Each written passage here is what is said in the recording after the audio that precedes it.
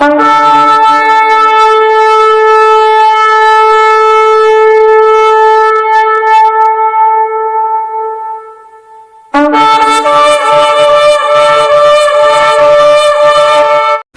Lord ಪ್ರಿಯರೇ, ಈಗ ತಾನೇ ನಾವು ಆರಾಧನೆ ಭಾಗ, ವಿಜ್ಞಾಪನೆ ಭಾಗವನ್ನು ಮುಗಿಸಿ ಈಗ ವಾಕ್ಯದ ಭಾಗಕ್ಕೆ ಬರ್ತಾ ಇದ್ವಿ. ವಾಕ್ಯದ ಭಾಗಕ್ಕೆ ಬರುವಾಗ ಎಲ್ಲರೂ ಕೂಡ ನಿಂತ ಜಾಗದಲ್ಲಿ ಕಣ್ಣುಗಳನ್ನು ಮುಚ್ಚಿ, ಅಪ್ಪ ಕರ್ತನೆ, ಒಂದು ಉತ್ತಮವಾದ ವಾಕ್ಯವನ್ನು ನನಗೆ ಕೊಡಿಸುವಂಥ ದೇವರನ್ನ ಕೇಳೋಣ.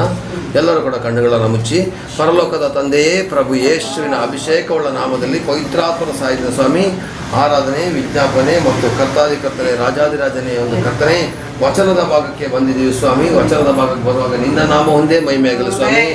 ಆರಾಧನೆ ಮಾಡುವಾಗ ಬಂದಂಥ ಅಭಿಷೇಕ ಸ್ವಾಮಿ, ವಿಜ್ಞಾಪನೆ ಮಾಡುವಾಗ ಬಂದಂಥ ಅಭಿಷೇಕ ಮತ್ತು ಎಣ್ಣೆ ಅಭಿಷೇಕ ಮಾಡುವಾಗ ಬಂದಂಥ ಅಭಿಷೇಕ ಯೇಸುವಿನ ನಾಮದಲ್ಲಿ ನಮ್ಮ ಸಭೆಯ ಒಂದೊಂದು ಜನಗಳನ್ನ ಮುಟ್ಟಲು ಪಡಲಿ ಎಂದು ಅವರ ಆಯಾ ಕುಟುಂಬದಲ್ಲಿರ್ತಕ್ಕಂಥ ಎಲ್ಲ ಅಂಧಕಾರ ಶಕ್ತಿಗಳ ದುಷ್ಟನ ಕಾರ್ಯಗಳು ಬಿಟ್ಟು ತೊಲಗಿ ಹೋಗಲಿ ಸ್ವಾಮಿ. ವಚನ ಭಾಗವನ್ನು ಬಾಕಿ ಮುಂದಕ್ಕಿರೋದು ವಚನದ ಭಾಗವನ್ನು ಕೇಳುವಾಗ ಅವರಿಗೊಂದು ಸಮಾಧಾನ, ಶಾಂತಿ, ನೆಮ್ಮದಿಯನ್ನು ಕೊಟ್ಟು ನೀನು ನಾಮನ ಮಹಿಮೆಪಡಿಸಪ್ಪ. ನೀನು ಮಾಡುವ ಕಾರ್ಯಕ್ಕಾಗಿ ಸ್ತೋತ್ರ. ಪ್ರಭು ಯೇಸುವಿನ ನಾಮದಲ್ಲಿ ಪವಿತ್ರಾತ್ಮನ ಸಹಾಯದಿಂದ ಬೇಡಿ ಬಂದ ತಂದೆ, amen, amen. Praise lord, hallelujah, praise lord, praise lord. ದೇವರ ಅತಿ ಪರಿಶುದ್ಧವಾದ ನಾಮಕ್ಕೆ ಸ್ತೋತ್ರವಾಗಲಿ. ಇವತ್ತು ನಾನು ಯಾವುದು ವಚನ ಭಾಗನ ಕೊಡಬೇಕು ಅಂತ ನಾನು 3 ದಿವಸದಿಂದ ಯೋಚನೆ ಮಾಡ್ತಾ ಇದ್ದಾಗ ದೇವರು ಹೇಳ್ತು, ಅಪೊಸ್ತಲರ ಕೃತ್ಯ 3ನೇ ಅಧ್ಯಾಯ ಸಂಪೂರ್ಣವಾಗಿ ಕೊಡಿ ಅಂತೇಳಿ. ಹಲ್ಲೆಲೂಯಾ. ಅಲ್ಲಿ ಒಬ್ಬ ವ್ಯಕ್ತಿಯ ಕತೆ ಬಗ್ಗೆ ಮೂಲಕ ದೇವರು ಇವತ್ತು ನಮ್ಮ ಜೊತೆ ಏನು ಮಾತಾಡ್ತಾನೆ ಅಂತ ಹೇಳೋದು ನೋಡೋಣ. ಈಗ ನಾವು ಅಪೊಸ್ತಲರ ಕೃತ್ಯ 3ನೇ ಅಧ್ಯಾಯವನ್ನು ನಾವು ಸಂಪೂರ್ಣವಾಗಿ ಓದೋಣ. ಒಂದು ನಿಮಿಷ ನಾನು ಈ ಮೊಬೈಲ್ ಟಿ ವಿಲಿ ತೆಗೆದುಬಿಡ್ತೀನಿ, ಆಯಿತಾ? ಅಪೊಸ್ತಲರ ಕೃತ್ಯ 3ನೇ ಅಧ್ಯಾಯ.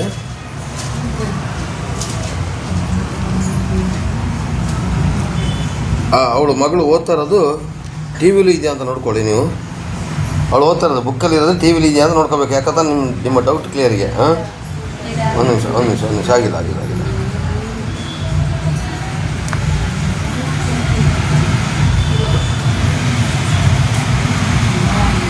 ಇದು. ಹಾಂ, ಓಕೆ, ಓದಿ. ಅಪೊಸ್ತಲರ 3ನೇ ಅಧ್ಯಾಯ 1ನೇ ವಾಕ್ಯದಿಂದ ಹಿಡಿದು 26ರವರೆಗೂ ಓದ್ಬಿಡು ಮಗಳೇ. ಫಾಸ್ಟಾಗಿ ಓದಿ, ಸ್ವಲ್ಪ ಜೋರಾಗಿ ಓದಬೇಕು.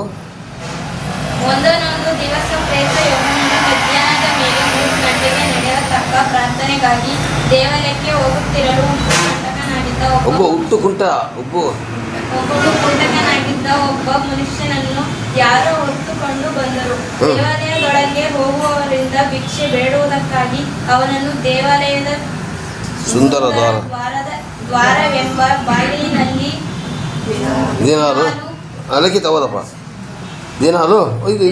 ಕೂಡಿಸುತ್ತಿದ್ದರು.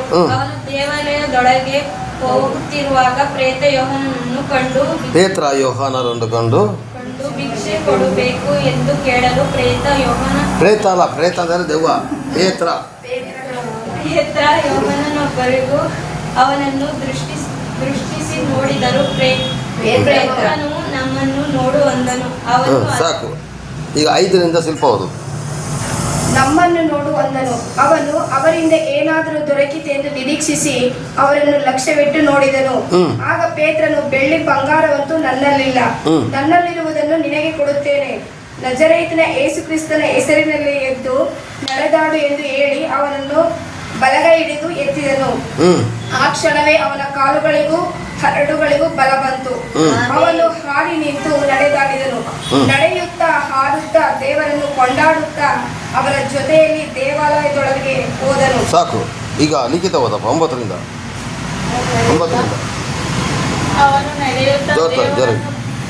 ಅವನು ನಡೆಯುತ್ತಾ ದೇವರನ್ನು ಕೊಂಡಾಡುತ್ತಾ ಇರುವುದನ್ನು ಜನರೆಲ್ಲ ನೋಡಿ, ಇವನು ದೇವಾಲಯದ ದ್ವಾರವೆಂಬ ಬಾಗಿಲಿನಲ್ಲಿ ಕೂತು ಭಿಕ್ಷೆ ಬೇಡುತ್ತಿದ್ದನೆಂದು ಗುರುತಿಡಿದು ಅವನಿಗೆ ಸಂಭವಿಸಿದ್ದಕ್ಕೆ ವಿಸ್ಮಯವಿದವರಾಗಿ ಬಹಳ ಬೆರಗಾದರು. ಅವನು ಪೇತ್ರ ಯೋಹಾನರನ್ನು ಹುಡುಕೊಂಡೇ ಇರುವಾಗ ಆಶ್ಚರ್ಯಪಡುತ್ತಿರುವ ಆ ಜನರೆಲ್ಲರೂ ಅವರ ಬಳಿಗೆ ಸೊಲೊಮೋನನೆಂಬ ಹೆಸರುಳ್ಳ ಮಂಟಪಕ್ಕೆ ಗುಂಪು ಗುಂಪಾಗಿ ಓಡಿ ಬಂದರು. ಪೇತ್ರನು ಇದನ್ನು ನೋಡಿ ಜನರಿಗೆ, ಇಸ್ರಾಯೇಲ್ ಜನರೇ, ನೀವು ಯಾಕೆ ಇದಕ್ಕೆ ಆಶ್ಚರ್ಯಪಡುತ್ತೀರಿ? ನೀವು ನಮ್ಮ ಮೇಲೆ ದೃಷ್ಟಿಯಿಟ್ಟು ನೋಡುವುದೇನು? ನಾವು ಸ್ವಂತ ಶಕ್ತಿ ಇಂದಾಗಲಿ ದೇವಭಕ್ತಿಯಿಂದಾಗಲಿ ಇವನನ್ನು ನಡೆಯುವಂತೆ ಮಾಡಿದೆವೆಂಬ ಭಾವಿಸಬೇಡಿರಿ. ನಮ್ಮ ಪಿತೃಗಳಾದ ಅಬ್ರಹಾಮ, ಇಸಾಕ, ಯಾಕೋಬರ ದೇವರು ತನ್ನ ಸೇವಕನಾದ ಯೇಸುವನ್ನು ಮಹಿಮೆಪಡಿಸಿದ್ದಾನೆ. ನೀವಂತೂ ಆತನನ್ನು ಹಿಡಿದುಕೊಟ್ಟಿರಿ ಮತ್ತು ಪಿಲಾತನು ಆತನನ್ನು ಬಿಡಿಸಬೇಕೆಂದು ನಿರ್ಣಯಿಸಿದಾಗ ಆತನನ್ನು ಬೇಡವೆಂದಿರಿ. ನೀವು ಪರಿಶುದ್ಧನು ನೀತಿವಂತನೂ ಆಗಿರುವ ಪುರುಷನನ್ನು ಬೇಡವೆಂದು ಹೇಳಿ ಕೊಲೆಗಾರನಾದ ಮನುಷ್ಯನನ್ನು ಬಿಡಿಸಿಕೊಡಬೇಕೆಂದು ಬೇಡಿಕೊಂಡು ಜೀವನ ನಾಯಕನನ್ನು ಕೊಲ್ಲಿಸಿದಿರಿ. ಆದರೆ ದೇವರು ಆತನನ್ನು ಸತ್ತವರೊಳಗಿಂದ ಎಬ್ಬಿಸಿದನು. ಈ ವಿಷಯದಲ್ಲಿ ನಾವೇ ಸಾಕ್ಷಿಗಳು. ನೀವು ನೋಡುವಂತಹ, ನಿಮಗೆ ಗುರುತಿಸಿರುವಂತಹ ಈ ಮನುಷ್ಯರು ನೆಟ್ಟಗಾಗದಂತೆ ಆತನ ಹೆಸರಿನಲ್ಲಿ ಇಟ್ಟ ನಂಬಿಕೆಯೇ ಕಾರಣ. ಹೆಸರೇ ಇವನನ್ನು ಬಲಪಡಿಸಿತು. ಆತನ ಮೂಲಕ ಉಂಟಾಗಿರುವ ನಂಬಿಕೆ ಇವರಿಗೆ ನಿಮ್ಮೆಲ್ಲರ ಮುಂದೆ ಪೂರ್ಣಕ್ಷೇಮವನ್ನು ಕೊಟ್ಟಿತು. ಸಹೋದರರೇ, ಅದಿರಲಿ, ನೀವು ಆ ಕಾರ್ಯವನ್ನು ತಿಳಿಯದೆ ಮಾಡಿದಿರೆಂದು ಬಲೆನು. ನಿಮ್ಮ ಅಧಿಕಾರಿಗಳು ತಿಳಿಯದೆ ಮಾಡಿದರು. ಆದರೆ ದೇವರು ತಾನು ನೇಮಿಸಿದ ಕ್ರಿಸ್ತನು ಬಾಧೆಯನ್ನು ಬೋಧಿಸಿ ಸಹಾಯ ಬೇಕೆಂಬುದಾಗಿ ಎಲ್ಲ ಪ್ರವಾದಿಗಳ ಬಾಯಿಂದ ಮುಂಚಿತವಾಗಿ ಹೇಳಿಸಿದ ಮಾತನ್ನು ಹೀಗೆ ನೆರವೇರಿಸಿದನು. ಆದ್ದರಿಂದ ದೇವರು ನಿಮ್ಮ ಪಾಪಗಳನ್ನು ಅಳಿಸಿ ಬಿಡುವ ಹಾಗೆ ನೀವು ಪಶ್ಚಾತ್ತಾಪ ಪಟ್ಟು ಆತನ ಕಡೆಗೆ ತಿರುಗಿಕೊಳ್ಳಿರಿ. ತಿರುಗಿದರೆ ದೇವರ ಸನ್ನಿಧಾನದಿಂದ ವಿಶ್ರಾಂತಿ ಕಾಲಗಳು ಒದಗಿ ಆತನು ನಿಮಗೆ ನೇಮಕವಾಗಿರುವ ಕ್ರಿಸ್ತನಾದ ಯೇಸುವನ್ನು ಕಳುಹಿಸಿಕೊಡುವನು. ಆದರೆ ಸಮಸ್ತವನ್ನು ಸರಿ ಮಾಡುವ ಕಾಲವು ಬರುವ ತನಕ ಪರಲೋಕವೇ ಆ ಕ್ರಿಸ್ತನ ಸ್ಥಾನವಾಗಿರಬೇಕು. ಆ ಕಾಲದ ವಿಷಯವಾಗಿ ದೇವರು ಪೂರ್ವದಲ್ಲಿದ್ದ ತನ್ನ ಪರಿಶುದ್ಧ ಪ್ರವಾದಿಗಳ ಬಾಯಿಂದ ಹೇಳಿಸಿದ್ದಾನೆ. ಮೋಶೆಯು ಹೇಳಿದ್ದೇನೆಂದರೆ, ದೇವರಾಗಿರುವ ಕರ್ತನು ನನ್ನನ್ನು ಏರ್ಪಡಿಸಿದಂತೆ ನಿಮ್ಮ ಸಹೋದರಲ್ಲಿ ಮತ್ತೊಬ್ಬ ಪ್ರವಾದಿಯನ್ನು ನಿಮಗೆ ಏರ್ಪಡಿಸಿ ಕೊಡುವನು. ಆತನು ನಿಮಗೆ ಹೇಳುವ ಎಲ್ಲ ಮಾತುಗಳಿಗೆ ಕಿವಿಗೊಡಬೇಕು. ಆ ಪ್ರವಾದಿಯ ಮಾತನ್ನು ಕೇಳದಿರುವ ಪ್ರತಿಯೊಬ್ಬನು ನಮ್ಮ ಜನರೊಳಗಿದ್ದ ಸಂಪೂರ್ಣವಾಗಿ ನಾಶವಾಗುವನು ಎಂಬುದೇ. ಇದಲ್ಲದೆ ಸಮುವೇಲನು ಅವನ ತರುವಾಯ ಒಂದು ಪ್ರವಾದಿಸಿದ ಎಲ್ಲ ಪ್ರವಾದಿಗಳು ಸಹ ಈಗಿನ ದಿನಗಳ ವಿಷಯದಲ್ಲಿ ತಿಳಿಸಿದರು.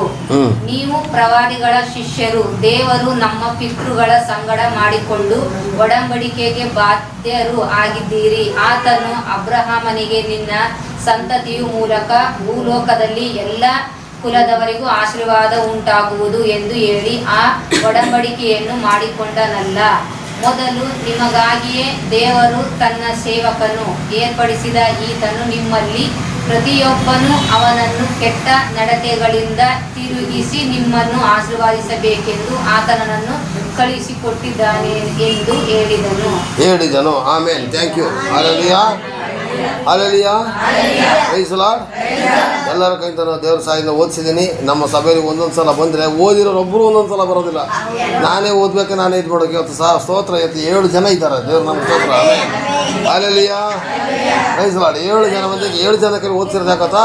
7 ಏಸಪ್ಪನಿಗೊಂದು ಶುಭವಾದ ಒಂದು ಸಂತೋಷದ ಸಂಕೇತ. ದೇವ್ರು ನಮ್ಮ ಸ್ತೋತ್ರ ಆಗಲಿ. ನಮ್ಮದು ಪಕ್ಕ ಹಳ್ಳಿ ಸಭೆ ಆಗಿರೋಂಥ ಕಾರಣಕ್ಕೋಸ್ಕರ ಓದಿರೋ ಸಂಖ್ಯೆ ಭಾಳ ಕಡಿಮೆ. ಒಂದು ಸಲ ಲಿಖಿತ ಎಲ್ಲ ಬಂದ್ಬಿಟ್ಟಾಗ ನಮ್ಗೆ ಏನಾಗ್ತಾ ಗೊತ್ತಾ? ಮರುಭೂಮಿಲಿ ನೀರು ಸಿಕ್ದಂಗೆ ಆಗ್ಬಿಡ್ತದೆ. ಅದಕ್ಕೆ ಓದಿರೋಂಥ ಗಂಡಸರು ಮತ್ತು ಓದಿರ್ತಕ್ಕಂಥ ಹೆಂಗಸರುಗಳು ಒಂದು 10 ಜನನಾದರೂ ದೇವರು ಕೊಡ್ಲಿ ಪ್ರಾರ್ಥನೆ ಮಾಡಿ. Hallelujah, hallelujah. ಎಷ್ಟೋ ಜನ ಇಲ್ಲಿ ಕೂತಿದ್ದೀರಾ, ನಮ್ಗೆ ಅದು ಲೆಕ್ಕ ಅಲ್ಲ. ಓದಿರೋರು ಒಂದು 2 ಇದ್ದರೆ ನಾನೇ ಓದೋದು, ನಾನೇ ಇದು ಮಾಡೋದು ಟೇಸ್ಟ್ ಬರೋದಿಲ್ಲ. ಈಗ ನೋಡಿ ಟೇಸ್ಟ್ ಎಷ್ಟು ಬರ್ತದೆ ಅಂತೇಳಿ ದೇವರು ನಮ್ಮ ಸ್ತೋತ್ರವಾಗಲಿ. ಈಗ ನಾವು ನಿಜವಾದಂಥ ವಾಕ್ಯದ ಬಗ್ಗೆ ಹೋಗೋದಕ್ಕಿಂತ ಮೊದಲು ಚಿಕ್ಕ ಪ್ರಾರ್ಥನೆ ಮಾಡ್ಕೊಳ್ಳೋಣ. ಪರಲೋಕ ತಂದೆಯೇ, ಪ್ರಭು ಯೇಸುವಿನ ನಾಮದಲ್ಲಿ ಪವಿತ್ರಾತ್ಮ ಸಾಗುತ್ತಾನೆ. ಈ ವಾಕ್ಯವನ್ನು 3ನೇ ಅಧ್ಯಾಯವನ್ನು ಸಂಪೂರ್ಣವಾಗಿ ಓದಲಿಕ್ಕೆ ನೀನು ಕೃಪೆ ಕೊಟ್ಟಿದ್ಯಾ. ಇದರ ಗೂಢಾರ್ಥಗಳನ್ನು ತಿಳಿಸುವಾಗ ನೀನೇ ನಮ್ಮ ಕೂಡ ಮಾತನಾಡಿಸು ಸ್ವಾಮಿ. ಯೇಸುವಿನ ಅಭಿಷೇಕಗಳ ನಾಮದಲ್ಲಿ ಪವಿತ್ರಾತ್ಮ ಸಹಾಯದಿಂದ ಬೇಡಿ ಬಂತಂದೆ, ಆಮೆನ್. ಹೀಗೆ ನಾವು 26ನೇ ವಾಕ್ಯವನ್ನು ನೋಡಿದ್ರೆ, ಮೊದಲು ನಿಮಗಾಗಿ ದೇವರು ತನ್ನ ಸೇವಕನನ್ನು ಏರ್ಪಡಿಸಿ ಈತನು ನಿಮ್ಮಲ್ಲಿ ಪ್ರತಿಯೊಬ್ಬನು ಅವನವನ ಕೆಟ್ಟ ನಡತೆ ತಿರುಗಿಸಿ ನಿಮ್ಮನ್ನು ಆಶೀರ್ವಾದ ಮಾಡಬೇಕೆಂದು ಆತನನ್ನು ಕಳಿಸಿಕೊಟ್ಟಿದ್ದಾನೆ ಎಂದು ಹೇಳಿದನು. ಹಾಗಾದರೆ ಇವತ್ತು ಪ್ರಿಯರೇ, ಈ ಒಂದು ಅಧ್ಯಾಯ, ಈ ಒಂದು ಕತೆ ಏನಕ್ಕೆ ಕೊಟ್ಟಿದ್ದಾರೆ ಅಂದರೆ ನಿಮ್ಮ ಅಲ್ಲಿ ಕೂಡ ದೇವರು ಕಾರ್ಯ ಮಾಡ್ತಾನೆ, ನಿಮ್ಮಲ್ಲೂ ಕೂಡ ಮಹಿಮೆಪಡಿಸ್ತಾನೆ. ನಿಮಗೂ ಆ ಶಕ್ತಿ ಇದೆ, ನಿಮಗೂ ಕೂಡ ಆ ಚೈತನ್ಯ ಇದೆ. ನೀವು ಕೂಡ ದೆವ್ವಗಳನ್ನ ಬಿಡಿಸ್ಬೋದು, ನೀವು ಕೂಡ ರೋಗಿಗಳನ್ನ ಗುಣಪಡಿಸ್ಬೋದು. ನಿಮ್ಮ ಕೈಯಲ್ಲಿ ಅಸಾಧ್ಯವಾದಂಥ ಕಾರ್ಯಗಳು ಯಾವುದೂ ಇಲ್ಲ. ನೀವು ಮಾಡ್ಬೋದು. ಬರೀ ಕೇವಲ ನಮ್ಮನ್ನು ಮಾತ್ರ ನಂಬೋದಲ್ಲ, ನೀವು ಮಾಡ್ಬೋದು. ಚರ್ಚ್ ಫಾದರ್ ಮಾತ್ರ ಮಾಡೋದಲ್ಲ, ಚರ್ಚ್ ಪಾಸ್ಟರ್ ಮಾತ್ರ ಮಾಡೋದಲ್ಲ. ನೀವು ಕೂಡ ನಿಮ್ಮ ಕಾಲೇಜುಗಳಲ್ಲಿ ನೀವು ದೆವ್ವನ ಬಿಡಿಸ್ಬೋದು, ನಿಮ್ಮ ಮನೆಯಲ್ಲಿ ದೆವ್ವ ಬಿಡಿಸ್ಬೋದು, ನಿನ್ನ ಫ್ಯಾಕ್ಟ್ರಿಲಿ ದೆವ್ವ ಬಿಡಿಸ್ಬೋದು, ನೀನು ಹಳ್ಳಿ ಹೊಲಗಳಿಗೆ ಹೋದಾಗ ಅಲ್ಲಿ ದೆವ್ವಗಳನ್ನ ಬಿಡಿಸ್ಬೋದು ನೀವು. ಯಾಕೆಂದರೆ ಯೇಸುವಿನ ನಾಮ, ಒಂದು ನಾಮ ಇದ್ರೆ ಸಾಕು, ಎಲ್ಲ ದೆವ್ವಗಳು ಓಡೋಗ್ತದೆ. ಹಾಲೆಲೂಯಾ. ಯಾಕೆಂದರೆ ಯೇಸು ನಾಮದಲ್ಲಿ ಬಿಡುಗಡೆ ಇದೆ, ಯೇಸು ನಾಮದಲ್ಲಿ ಆಶೀರ್ವಾದ ಇದೆ, ಯೇಸು ನಾಮದಲ್ಲಿ ಅದ್ಭುತ ಇದೆ. ಯೇಸು ನಾಮ ಹೇಳಿದಾಗ ದೆವ್ವಗಳು ಓಡೋಗ್ತದೆ. ಯೇಸು ನಾಮ ಅಂತ ಹೇಳಿದಾಗ ಮಾಟಗಳು, ಮಂತ್ರಗಳು, ದೆವ್ವ, ಪೀಡೆ, ಪಿಶಾಚಿ ಎಲ್ಲ ಓಡೋಗ್ತದೆ. ಯಾಕಂತ ಯೇಸು ಈ ಭೂಮಿ ಮೇಲೆ ರಕ್ತನ ಸುರಿಸಿಬಿಟ್ಟು ಈ ಭೂಮಿನ ಕೊಂಡುಕೊಂಡಿದ್ದಾರೆ. ಅರ್ಥ ಮಾಡ್ಕೊಳ್ಳಿ. ನಾವು ಜಾಗ ಭೂಮಿ ಕೊಡ್ಬೇಕಾದ್ರೆ ನಾವು ದುಡ್ಡು ಕಾಸು ಕೊಟ್ಬಿಟ್ಟು ತಗೊಳ್ತೀವಿ. ಆದರೆ ಯೇಸು ಸ್ವಾಮಿ ತನ್ನ ಪರಿಶುದ್ಧವಾದ ರಕ್ತವನ್ನು ಈ ಭೂಮಿ ಮೇಲೆ ಚೆಲ್ಲಿ ಸೈತಾನನನ್ನು ಸೋಲಿಸಿ ಇವತ್ತು ನನ್ನ ಮಕ್ಕಳು ಯಾರು ನನ್ನ ನಾಮ ಹೇಳ್ತಾರೋ ಅವರಿಗೆಲ್ಲರಿಗೂ ಎಲ್ಲ ವಿಷಯದಲ್ಲಿ ಜಯ ಕೊಡುವಂಥ ದೇವರಾಗಿದ್ದಾರೆ. ಆಮೇಲೆ ಹಾಗಾದರೆ ನಾವು ಇವತ್ತಿನ ಈ ಒಂದು ವಚನದ ಭಾಗದ ಗೂಢಾರ್ಥವನ್ನು ತೆಗೆದುಕೊಳ್ಳೋಣ. 1ನೇ ವಾಕ್ಯ ಓದಿ. 1ನೇ ವಾಕ್ಯ ಓದಿ, ಓದಪ್ಪ. ಒಂದಾನೊಂದು ದಿವಸ ಪೇತ್ರ ಯೋಹಾನರು ಮಧ್ಯಾಹ್ನದ ಮೇಲೆ 3 ಗಂಟೆಗೆ ನಡೆಯತಕ್ಕ ಪ್ರಾರ್ಥನೆಗಾಗಿ ದೇವಾಲಯಕ್ಕೆ ಹೋಗುತ್ತಿರಲು. ಸಾಕು. ಈ ಒಂದು ವಾಕ್ಯದಲ್ಲಿ ಏನು ಬರೆದಂದರೆ, ಒಂದಾನೊಂದು ದಿವಸ ಪೇತ್ರ ಮತ್ತು ಯೋಹಾನರು ಮಧ್ಯಾಹ್ನ 3 ಗಂಟೆಗೆ ನಡೆಯತಕ್ಕ ಪ್ರಾರ್ಥನೆಗಾಗಿ ದೇವಾಲಯಕ್ಕೆ ಹೋಗುತ್ತಿರಲು. ಹಾಗಾದರೆ ಇಲ್ಲಿ ತಿಳ್ಕೊಳ್ಳಿ ಪ್ರಿಯರೇ, ದೇವಾಲಯಕ್ಕೆ ಅವರು ವಾಡಿಕೆಯಂತೆ ಹೋಗ್ತಾ ಇದ್ರು. ಇವತ್ತು ಆ ಒಂದು ದೇವಸ್ಥಾನ ಇಲ್ಲಿ ಏನು ತೋರಿಸ್ತಾ ಇದ್ದಾರೆ, ಮೊದಲನೇದಾಗಿ ದೇವಾಲಯಕ್ಕೆ ಒಂದು ಸಮಯ ಇರಬೇಕು. ಇವತ್ತು 11 ಗಂಟೆಗೆ ನಾವು ಇಲ್ಲಿ ನಮ್ಮ ಆಲಯದಲ್ಲಿ ಪ್ರಾರ್ಥನೆ ಇದ್ದರೆ 11:15, 11:20, 11:45 ಬರೋದು ದೇವ್ರ ಚಿತ್ತ ಅಲ್ಲ. ನಿಮಗೆ ಇಲ್ಲಿ ಚರ್ಚಲ್ಲಿ ಪ್ರಾರ್ಥನೆ ಇದೆ ಗೊತ್ತೇ ಇದ್ದಾನೆ. ಸರ್ ಮಾತಾಡಬೇಕು. ಚರ್ಚಲ್ಲಿ ಪ್ರಾರ್ಥನೆ ಗೊತ್ತಾನೆ. ಇವತ್ತು ಸಿದ್ದರಾಮಯ್ಯ ಬ್ಯಾಂಕಿಗೆ ದುಡ್ಡು ಹಾಕೋದಿಲ್ಲ, ಅವ್ರ ಕಡೆಯವರು 2,000 ರೂಪಾಯಿ ಬ್ಯಾಂಕಲ್ಲಿ ಕೊಡ್ತಾರೆ ಅಂತ ಹೇಳಿದ್ರೆ ಕುಕ್ಕರ್ ಹೆಂಗೆ ವಿಸಿಲ್ ಹೊಡಿತಿದೆ ಹಂಗೆ ನೀವು ವಿಸಿಲ್ ಹೊಡ್ಕೊಂಡು ಓಡೋಗೋದಿಲ್ವಾ? ಕುಕ್ಕರ್ ಹೆಂಗೆ ವಿಸಿಲ್ ಹೊಡಿತೀರ ಹಂಗೆ ನೀವು ವಿಸಿಲ್ ಹೊಡ್ಕೊಂಡು ಓಡೋಗ್ತೀರಾ. ಇವತ್ತು ಕೈಗೆ ದುಡ್ಡು ಕೊಡ್ತಾರಂತೆ. ಯಾರು ಮೊದಲು ಹೋಗ್ತಾರೆ ಅವರಿಗೆ ಇದಂತೆ. ಇವತ್ತು ಬರೀ ಕೇವಲ 20,000 ಮಾತ್ರ ಬಂದಿರೋದಂತೆ. ಫಸ್ಟ್ ರೌಂಡ್ ಹಂಚ್ತಾರಂತಿದ್ದಾರೆ. ಫಸ್ಟ್ ರೌಂಡ್ ಆ 2,000 ದುಡ್ಡುಗೋಸ್ಕರ ಓಡೋಗ್ತಿರಲ್ಲ ಟೈಮ್ ಕರೆಕ್ಟಾಗಿ. ಟೈಮಿಗಿಂತ ಮುಂಚೆನೇ ಹೋಗ್ಬಿಡ್ತೀವಿ ನಾವು. ಆದರೆ ಆಲಯಕ್ಕೆ ಬರಬೇಕಾದ್ರೆ ಟೈಮ್ ಕಳೆದ ಮೇಲೆ ಕೊನೆಗೆ ಬರೋದು ಅದು ದೇವರ ಚಿತ್ತ ಅಲ್ಲ. ಹಾಗಾದರೆ ಪ್ರಾರ್ಥನೆಗೆ ಒಂದು ಸಮಯ ಇರಬೇಕು. ಸಭೆಯಲ್ಲಿ ಪ್ರಾರ್ಥನೆ ಮಾಡಬೇಕಾದ್ರೆ ಸಭಾ ಪ್ರಾರ್ಥನೆಗೆ ಒಂದು ಸಮಯ ಇರಬೇಕು. ಹಲ್ಲೆಲೂಯಾ. ಸಭೆಯ ಪ್ರಾರ್ಥನೆಗೆ ಒಂದು ಸಮಯ ಇರಬೇಕು. ಹಾಗೇನೆ ನೀವು ಮನೆಗಳಲ್ಲಿ ಪ್ರಾರ್ಥನೆ ಮಾಡಬೇಕಾದ್ರೂ ಕೂಡ ಮನೆಯ ಪ್ರಾರ್ಥನೆಗೆ ಒಂದು ಸಮಯ ಇರಬೇಕು.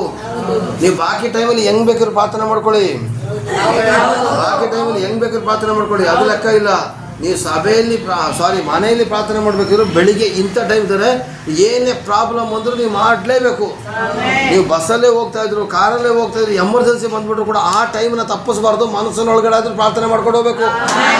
ಬೆಳಿಗ್ಗೆ 6 ಗಂಟೆಯಿಂದ 7 ಗಂಟೆಯಿಂದ ನಿಮ್ಮ ಮನೇಲಿ ಪ್ರಾರ್ಥನೆಗೆ ಟೈಮ್ ಫಿಕ್ಸ್ ಮಾಡಿದರೆ, ಸಾಯಂಕಾಲ 6ರಿಂದ 7 ಗಂಟೆಯಿಂದ ನಿಮ್ಮ ಮನೇಲಿ ಪ್ರಾರ್ಥನೆ ಫಿಕ್ಸ್ ಮಾಡಿದರೆ ಆ ಪ್ರಾರ್ಥನೆ ಸಮಯನ ತಪ್ಪಿಸಬಾರದು. ಇಲ್ಲಿ ಸಮಯದ ಮೌಲ್ಯತೆ ಬಗ್ಗೆ ತಿಳಿಸ್ತಾ ಇದ್ದಾರೆ. ನಾವು ಸ್ಕೂಲ್ಗೆ ಹೋಗ್ಬೇಕಾದ್ರೆ ಕರೆಕ್ಟ್ ಟೈಮ್ ಹೋಗ್ತೀವಿ, ಹಾಸ್ಪಿಟ್ಲಿಗೆ ಹೋಗ್ಬೇಕು ಕರೆಕ್ಟ್ ಟೈಮ್ ಹೋಗ್ತೀವಿ, ಮದುವೆಗೆ ಹೋಗ್ಬೇಕಾದ್ರೆ ಕರೆಕ್ಟ್ ಟೈಮ್ ಹೋಗ್ತೀವಿ, ಚರ್ಚಿಗೆ ಬರ್ಬೇಕಾದ್ರೆ ಮಾತ್ರ ಕರೆಕ್ಟಾಗಿ ಹೋಗೋದಿಲ್ಲ, ಲೇಟಾಗಿ ಬರ್ತೀವಿ. ಯಾಕ ಬಾಕಿ ಇರೋದಕ್ಕೆ ಬಸ್ ಇರ್ತದೆ, ಬಾಕಿ ಇರೋದು ಮುಂದಾಗ ಹೋಗ್ಬಿಡ್ತೀರಾ, ಬಸ್ ಇರೋದು ನಡ್ಕೊಂಡೇ ಬೇಕಾದ್ರೆ ಬಂದ್ಬಿಡ್ತೀರಾ. ಆಲಯಕ್ಕೆ ಬರಬೇಕಾದ್ರೆ ದೇವರಿಗೆ ನೀವು ಆ ಸಮಯವನ್ನು ಕೊಟ್ಟು ಗೌರವಿಸಿದ್ರೆ ನಿಮ್ಗೆ ಆಶೀರ್ವಾದ. ಆಮೇಲೆ ಇಲ್ಲಿ ಸಮಯದ ಬಗ್ಗೆ ನಮಗೆ ಪಾಠವನ್ನು ದೇವರು ಕಲಿಸ್ತಾ ಇದ್ದಾರೆ. ಆ ಆಲಯಕ್ಕೆ ಬರಬೇಕಾದ್ರೆ ಆ ಸಮಯಕ್ಕೆ ಕರೆಕ್ಟಾಗಿ ಬರಬೇಕು ಅಂದರೆ ದೇವರು ಹೇಳಿರೋದು.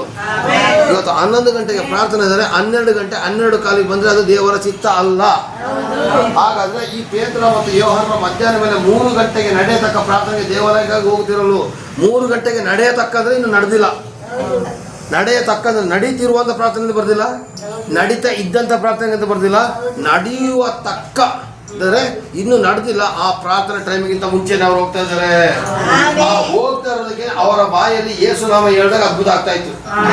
ಯೇಸುನಾಮ ಹೇಳೋ ಸೂಚಕರಾಗ್ತಿದ್ದು. ನೀವು ಯಾವುದೋ ಟೈಮಲ್ಲಿ ಹಿಂಗೆ ಬಂದ್ಬಿಟ್ಟು ಅಲ್ಲೆಲ್ಲೂಯ್ಯ ಸ್ತುತಿ ಮಾಡಿ ಅಂತ ಹೇಳ್ಬಿಟ್ಟು ಹೋದ್ರೆ ಅದು ಆಶೀರ್ವಾದ ಅಲ್ಲ. ನೀವು ದೆವ್ವ ಬಿಡಿಸ್ಕೊಳಕ್ ಹೋದಾಗ ದೆವ್ವನೇ ನಿಮಗೆ ಬಂದು ಬಿಡ್ತದೆ. ನಿಜಾನ? ದೆವ್ವನೇ ಬಂದು ಏನು ಮಾಡ್ತದೆ? ನಿಮಗೆ ಬಿಡ್ತದೆ. ಪ್ರಾರ್ಥನೆ ನಡೆಯತಕ್ಕ ಸಮಯ ಅಂತ ಬರ್ತಿರೋದಿಲ್ಲಿ. ನಿಜಾನ? ನಡೆಯತಕ್ಕ ಸಮಯ ಅಂದರೆ ಇನ್ನೂ ನಡೆದಿಲ್ಲ. ನಡೆಯೋದಕ್ಕಿಂತ ಮೊದಲೇ ಅವರಿಬ್ಬರು ಹೋಗಿದ್ದಾರೆ. ಈ ಒಂದು ಅಧ್ಯಾಯದಲ್ಲಿ ಪ್ರಪ್ರಥಮವಾಗಿ ದೇವರು ತಿಳಿಸಿಕೊಟ್ಟಂಥ ಒಂದು ಭಾಗ, ಪ್ರಾರ್ಥನೆಗೆ ಸಮಯಕ್ಕೆ ತಕ್ಕಾಗೆ ಹೋಗಬೇಕು. Hallelujah, hallelujah. ಬಸ್ಸಿನ ಬಗ್ಗೆ ನೆಪ ಬೇಡ. ಯಾಕೆಂದರೆ ಯಾರಾದ್ರೂ ಒಬ್ಬರನ್ನ ಈಗ ಒಬ್ಬರು ಸತ್ತೋಗಿರ್ತಾರೆ, 10 ಗಂಟೆಗೆ ಏನಾಯ್ತು ಬಿಡ್ತಾ ಇದ್ದಾರೆ, ಗ್ಯಾರಂಟಿ ಓಡ್ ಬಂದ್ಬಿಡ್ತಾರೆ. ಯಾಕೆ ಅವ್ನು ಕೊನೆ ಸಾಲ ನೋಡ್ಬೇಕು. ಇದರಲ್ಲಿ ಈ ಚಂದ್ರಶೇಖರ್ ಪಾಸ್ಟರ್ ತಾನೆ ಯಾವಾಗಲೂ ಅವ್ರ ಮುಖ ಏನು ನೋಡೋದು ಅಂತ ಬರ್ತಾ ಇದ್ದಾರೆ. ಇಲ್ಲಿ ಚಂದ್ರಶೇಖರ್ ಪಾಸ್ಟರ್ ಮುಖ್ಯ ಅಲ್ಲ, ಇಲ್ಲಿ ಯೇಸು ಸ್ವಾಮಿ ಮುಖ್ಯ. ನಿಮ್ಮನ್ನು ಸೃಷ್ಟಿಸಿರ್ತಕ್ಕಂಥ ದೇವರು ಮುಖ್ಯ. ನೀವು ದೇವರಿಗೆ ಪ್ರಥಮ ಸ್ಥಾನ ಕೊಡಿ. ನೆಕ್ಸ್ಟ್ ದೇವರು ನಿಮ್ಮನ್ನು ಬಾಕಿ ಇರೋ ಸಮಯದಲ್ಲಿ ನಿಮ್ಮನ್ನು ಅಭಿವೃದ್ಧಿ ಪಡಿಸ್ತಾರೆ. ಆಮೇಲೆ ಲೇಟಾಗಿ ಬಂದವ್ರು ಮಾತ್ರ ಆಮೇಲೆ ಹೇಳಿ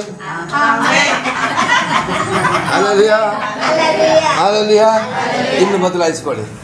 price lord, praise Lord. Next ಎರಡನೇ ವಾಕ್ಯ. ದೇವಾಲಯಕ್ಕೆ ಹೋಗುತ್ತಿರಲು ಕುಂಟನಾಗಿದ್ದ ಒಬ್ಬ ಮನುಷ್ಯನನ್ನು ಯಾರೋ ಹೊತ್ತುಕೊಂಡು ಬಂದರು. ದೇವಾಲಯದೊಳಗೆ ಹೋಗುವವರಿಂದ ಭಿಕ್ಷೆ ಬೇಡುವುದಕ್ಕಾಗಿ ಅವನನ್ನು ದೇವಾಲಯದ ಸುಂದರ ದ್ವಾರವೆಂಬ ಬಾಗಿಲಿನಲ್ಲಿ ದಿನಾಲು ಕೂಡಿಸುತ್ತಿದ್ದರು. ಇಲ್ಲಿ ನೋಡಿ, ದೇವಾಲಯದ ಮುಂದೆ ಸಾಮಾನ್ಯವಾಗಿ ಈಗ ಮಾತ್ರ ಭಿಕ್ಷೆಗಾರರಲ್ಲ, ಆ ಕಾಲದಲ್ಲೇ ಭಿಕ್ಷೆಗಾರರು ಕೂರ್ತಾ ಇದ್ರು. ಅರ್ಥ ಮಾಡ್ಕೊಳ್ಳಿ. ಇಲ್ಲಿ ಗಮನಿಸಿ, ಭಿಕ್ಷೆಗಾರನಾಗಿ ಬಂದು ದೇವರ ಆಲಯದಲ್ಲಿ ಬಂದು ಕೂರ್ಲಿಲ್ಲ ಪ್ರಿಯರೇ. ಅವನ ಯಾರೋ ಒತ್ಕೊಬಂದು ಕೂರಿಸ್ತಾ ಇದ್ದಾರೆ. ಯಾಕೆಂದರೆ ದೇವ್ರ ಹೆಸರಲ್ಲಿ ದುಡ್ಡು ಮಾಡೋಕ್ಕೆ. ನೋಡಿ ಪಾಪ, ಕುಂಟ ಬಂದು ಕೂರ್ತಾ ಇಲ್ಲ. ಕುಂಟನ ಯಾವನೋ ಒಬ್ಬ ಬಂದು ಎತ್ಕೊಬಂದ್ಬಿಟ್ಟು ಏನು ಮಾಡ್ತಾರೆ ಗೊತ್ತಾ, ದೇವಾಲಯದ ಆ ಒಂದು ನೋಡಿ ಇಲ್ಲಿ 3 ಗಂಟೆ ಇಲ್ಲಿ ಯಾರೋ ಮನುಷ್ಯನನ್ನು ಯಾರೋ ಒತ್ತುಕೊಂಡು ಬಂದರು. ದೇವಾಲಯ ಹೋಗೋರಿಗೆ ಭಿಕ್ಷೆ ಬಿಡೋದಕ್ಕಾಗಿ ಸುಂದರ ದ್ವಾರಮದ ಬಾಗಿಲಿನಲ್ಲಿ ದಿನಾಲು ಕೂರಿಸ್ತಾ ಇದ್ರಂತೆ. ಪಾಪ ಯೋಚನೆ ಮಾಡಿ, ಆ ಕುಂಟನಿಗೆ ಎಷ್ಟು ಆಸೆ ಇದ್ದಿರ್ಬೋದು, ಎಷ್ಟು ಆಕಾಂಕ್ಷೆ ಇದ್ದಿರ್ಬೋದು. ಅವ್ರ ಮನೆಗೆ ನೆಂಟರು ಬಂದರೂ ಕೂಡ ಮಾತಾಡ್ಸೋರಿಲ್ಲ. ಅವನು ಎತ್ಕೊಂಡ್ಬಂದ್ಬಿಟ್ಟು ದೇವಸ್ಥಾನ ಮುಂದೆ ಕೂರಿಸ್ಬಿಡ್ತಿದ್ರು. ಯಾಕೆ? ಸಂಪಾದನೆ ಮಾಡ್ಕೊಂಡು ಬಾ ಮಗನೇ, ಸಂಪಾದನೆ ಮಾಡ್ಕೊಂಡು ಬರಲಿಲ್ಲ ಅಂದರೆ ನಿನಗೆ ಹೊಡಿತೀನಿ ಬಡಿತೀನಿ ಬೆದರಿಸ್ತಾ ಇದ್ದಿರ್ಬೋದು. ಪಾಪ ಆ ಕುಂಟ ದೇವಸ್ಥಾನದ ಮುಂದೆ ಕೂರ್ಬೇಕಾದ್ರೆ ಹೆಂಗೆ ಗೊತ್ತಾ, ಬಿಸಿಲಲ್ಲಿ, ಮಳೆಯಲ್ಲಿ, ಚಳಿಯಲ್ಲಿ ಅವನಿಗೆ ಅನ್ನ ಇಲ್ಲ, ಊಟ ಇಲ್ಲ, ವಸ್ತ್ರ ಇಲ್ಲ. ಯಾರಾದರೂ ಕೊಟ್ಟರೆ ಮಾತ್ರ ಅವನಿಗೆ ಊಟ. ಒತ್ಕೊಬಂದು ಕೂರಿಸ್ತಾ ಇದ್ರೆ ಅವನಿಗೆ ಕೈ ಕಾಲಿಗೆ ಶಕ್ತಿ ಇಲ್ಲ ಅಂತ ಅರ್ಥ. ಅರ್ಥ ಆಗ್ತದೆಯಾ? ಒತ್ಕೊಬಂದು ಕೂರಿಸ್ತಾ ಇದ್ರೆ ಅವನಿಗೆ ಕಾಲಿಗೆ ಶಕ್ತಿ ಇಲ್ಲ. ನಮಗೇನೆ ಒಂದು ಅರ್ಧ ಗಂಟೆ ಸಭೆಯಲ್ಲಿ ವಾಕ್ಯ ಕೊಡೋದು 10 ನಿಮಿಷ ಲೇಟ್ ಆಗ್ಬಿಟ್ರೆ ಸಾಕು, ಹಿಂಗೇ ತಿರುಗ್ತಾ ಇರ್ತೀವಿ. ಹೆಂಗೆ ತೋರಿಸಿ ಎಲ್ಲ ಮಾಡಿ ತೋರಿಸ್ರಪ್ಪ. ಅರ್ಧ ಗಂಟೆ ನಾವು ಒಂದು 5 ನಿಮಿಷ ಜಾಸ್ತಿ ವಾಕ್ಯ ಕೊಟ್ಬಿಟ್ರೆ ಸಾಕು, ಚಾಪೆಲಿ ಹಿಂಗೇ ಅಲ್ಲಾಡ್ತಿರ್ತೀವಿ. ನಿಜ ಅಲ್ವಾ? ಆದರೆ ಪಾಪ ಆ ಕುಂಟ ಬೆಳಗಿಂತ ಸಾಯಂಕಾಲದೊಳಗೆ ಜನಗಳು ಸಾಯಂಕಾಲದೊಳಗೆ ಅಂತ ಬರ್ತಿಲ್ಲ. ಅವನು ಭಿಕ್ಷೆ ಬೆಳೆದಕ್ಕೋಸ್ಕರ ದಿನಾ ಕೂರಿಸ್ತಾ ಇದ್ರಂತೆ. ಮಳೆಯಲ್ಲಿ ಲೆಕ್ಕ ಇರಲಿಲ್ಲ ಅವನಿಗೆ, ಚಳಿ ಲೆಕ್ಕ ಇರಲಿಲ್ಲ, ಬೇಸಿಗೆ ಲೆಕ್ಕ ಇರಲಿಲ್ಲ. ಉರಿತಾರಂತ ಬಿಸಿಲಲ್ಲಿ ಅವನ ಅಮ್ಮ, ತಾಯೇ, ಅಪ್ಪ ಹೆಂಗೆ ಕೂತ್ಕೊಂಡು ಕರಿತಾ ಇದ್ರು ಲೆಕ್ಕ ಹಾಕಿ. ನೋಡಿ, ಆ ಕುಂಟನ ದುಃಖ ಇವತ್ತು ನಮಗೆ ನಿಮಗೆಲ್ಲ. ಕೈ ಕಾಲುಗಳಿಗೆ ನಮಗೆ ಶಕ್ತಿ ಕೊಟ್ಟಿದ್ದಾರೆ ಪ್ರಿಯರೇ. ನಮಗೆ ಕೈ ಕಾಲು ಶಕ್ತಿ ಕೊಟ್ಟಿದ್ದಾರೆ ಪ್ರಿಯರೇ. ಅರ್ಥ ಮಾಡ್ಕೊಳ್ಳಿ. ನಮಗೆ ಅಂಗಾಂಗಗಳನ್ನ ಕರೆಕ್ಟಾಗಿ ಕೊಟ್ಟಿರೋದಕ್ಕೆ ದೇವರಿಗೆ ಸ್ತೋತ್ರ ಮಾಡಿರಿ. ಮೂಗಿರೋ ಜಾಗದಲ್ಲಿ ಮೂಗಿದೆ, ಬಾಯಿ ಇರೋ ಜಾಗದಲ್ಲಿ ಬಾಯಿ ಇದೆ, ಕಣ್ಣಿರೋ ಜಾಗದಲ್ಲಿ ಕಣ್ಣಿದೆ. ಕಣ್ಣು ಹಿಂಗೆ ಅಡ್ರು ಕಣ್ಣು ಯಾರೂ ಇಲ್ಲ ನಮ್ಮಲ್ಲಿ.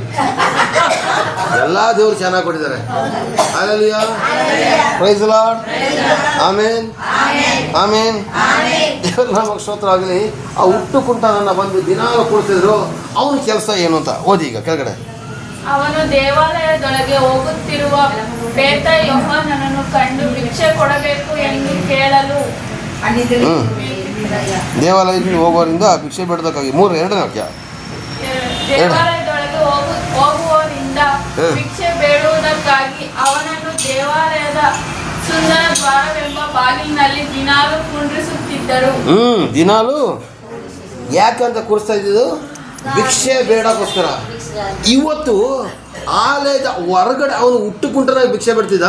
ಆದರೆ ಇವತ್ತು ಆಲಯದ ಒಳಗಡೆ ಬರೋರು ಕೂಡ ಭಿಕ್ಷೆ ಬಿಡ್ತಾ ಇದ್ದಾರೆ ದೇವ್ರನ್ನ. ಎಷ್ಟು ಬೇಜಾರಾಗ್ತದೆ ಗೊತ್ತಾ? ನೀವು ದೇವ್ರ ಮಕ್ಕಳು ಕಂಡ್ರಪ್ಪ, ನೀವು ಭಿಕ್ಷೆ ಬೇಡಬೇಡಿ, ನೀವು ಅಪ್ಪ ಕೊಡಿ ಅಂತ ಹಠ ಮಾಡಿ ಕೇಳಿ. ಯೇಸು ಸ್ವಾಮಿನ ನೀವು ಭಿಕ್ಷೆ ಬೇಡಬಾರ್ದು. ನೀವು ಯೇಸು ಸ್ವಾಮಿನ ಹಠದ ಮೇಲೆ ಕೇಳ್ಬೇಕು. ನಾನು ನಿನ್ನ ಮಗಳು, ಅಪ್ಪ ನೀನು ನನಗೆ ಕೊಡು ಅಂತ ಕೇಳಿ. ಅಲ್ಲಲ್ಲಿಯ ನೀವು ಭಿಕ್ಷೆಗಾರಲ್ಲಪ್ಪ, ನೀವು ದೇವರ ಮಕ್ಕಳು. ಇವತ್ತು ದೇವರ ಮಕ್ಕಳು ಕೂಡ ಅವ್ರ ಆಲಯದ ಹೊರಗಡೆ ಅವ್ನು ಭಿಕ್ಷೆ ಬಿಡ್ತಿದ್ದ. ಇವತ್ತು ಆಲಯದ ಒಳಗಡೆ ಬಂದು ದೇವ್ರನ್ನ ಭಿಕ್ಷೆಗಾರ ಲೆಕ್ಕದಲ್ಲಿ ಭಿಕ್ಷೆ ಬೇಡಂತವ್ರು ಇದ್ದಾರೆ ಇವತ್ತು.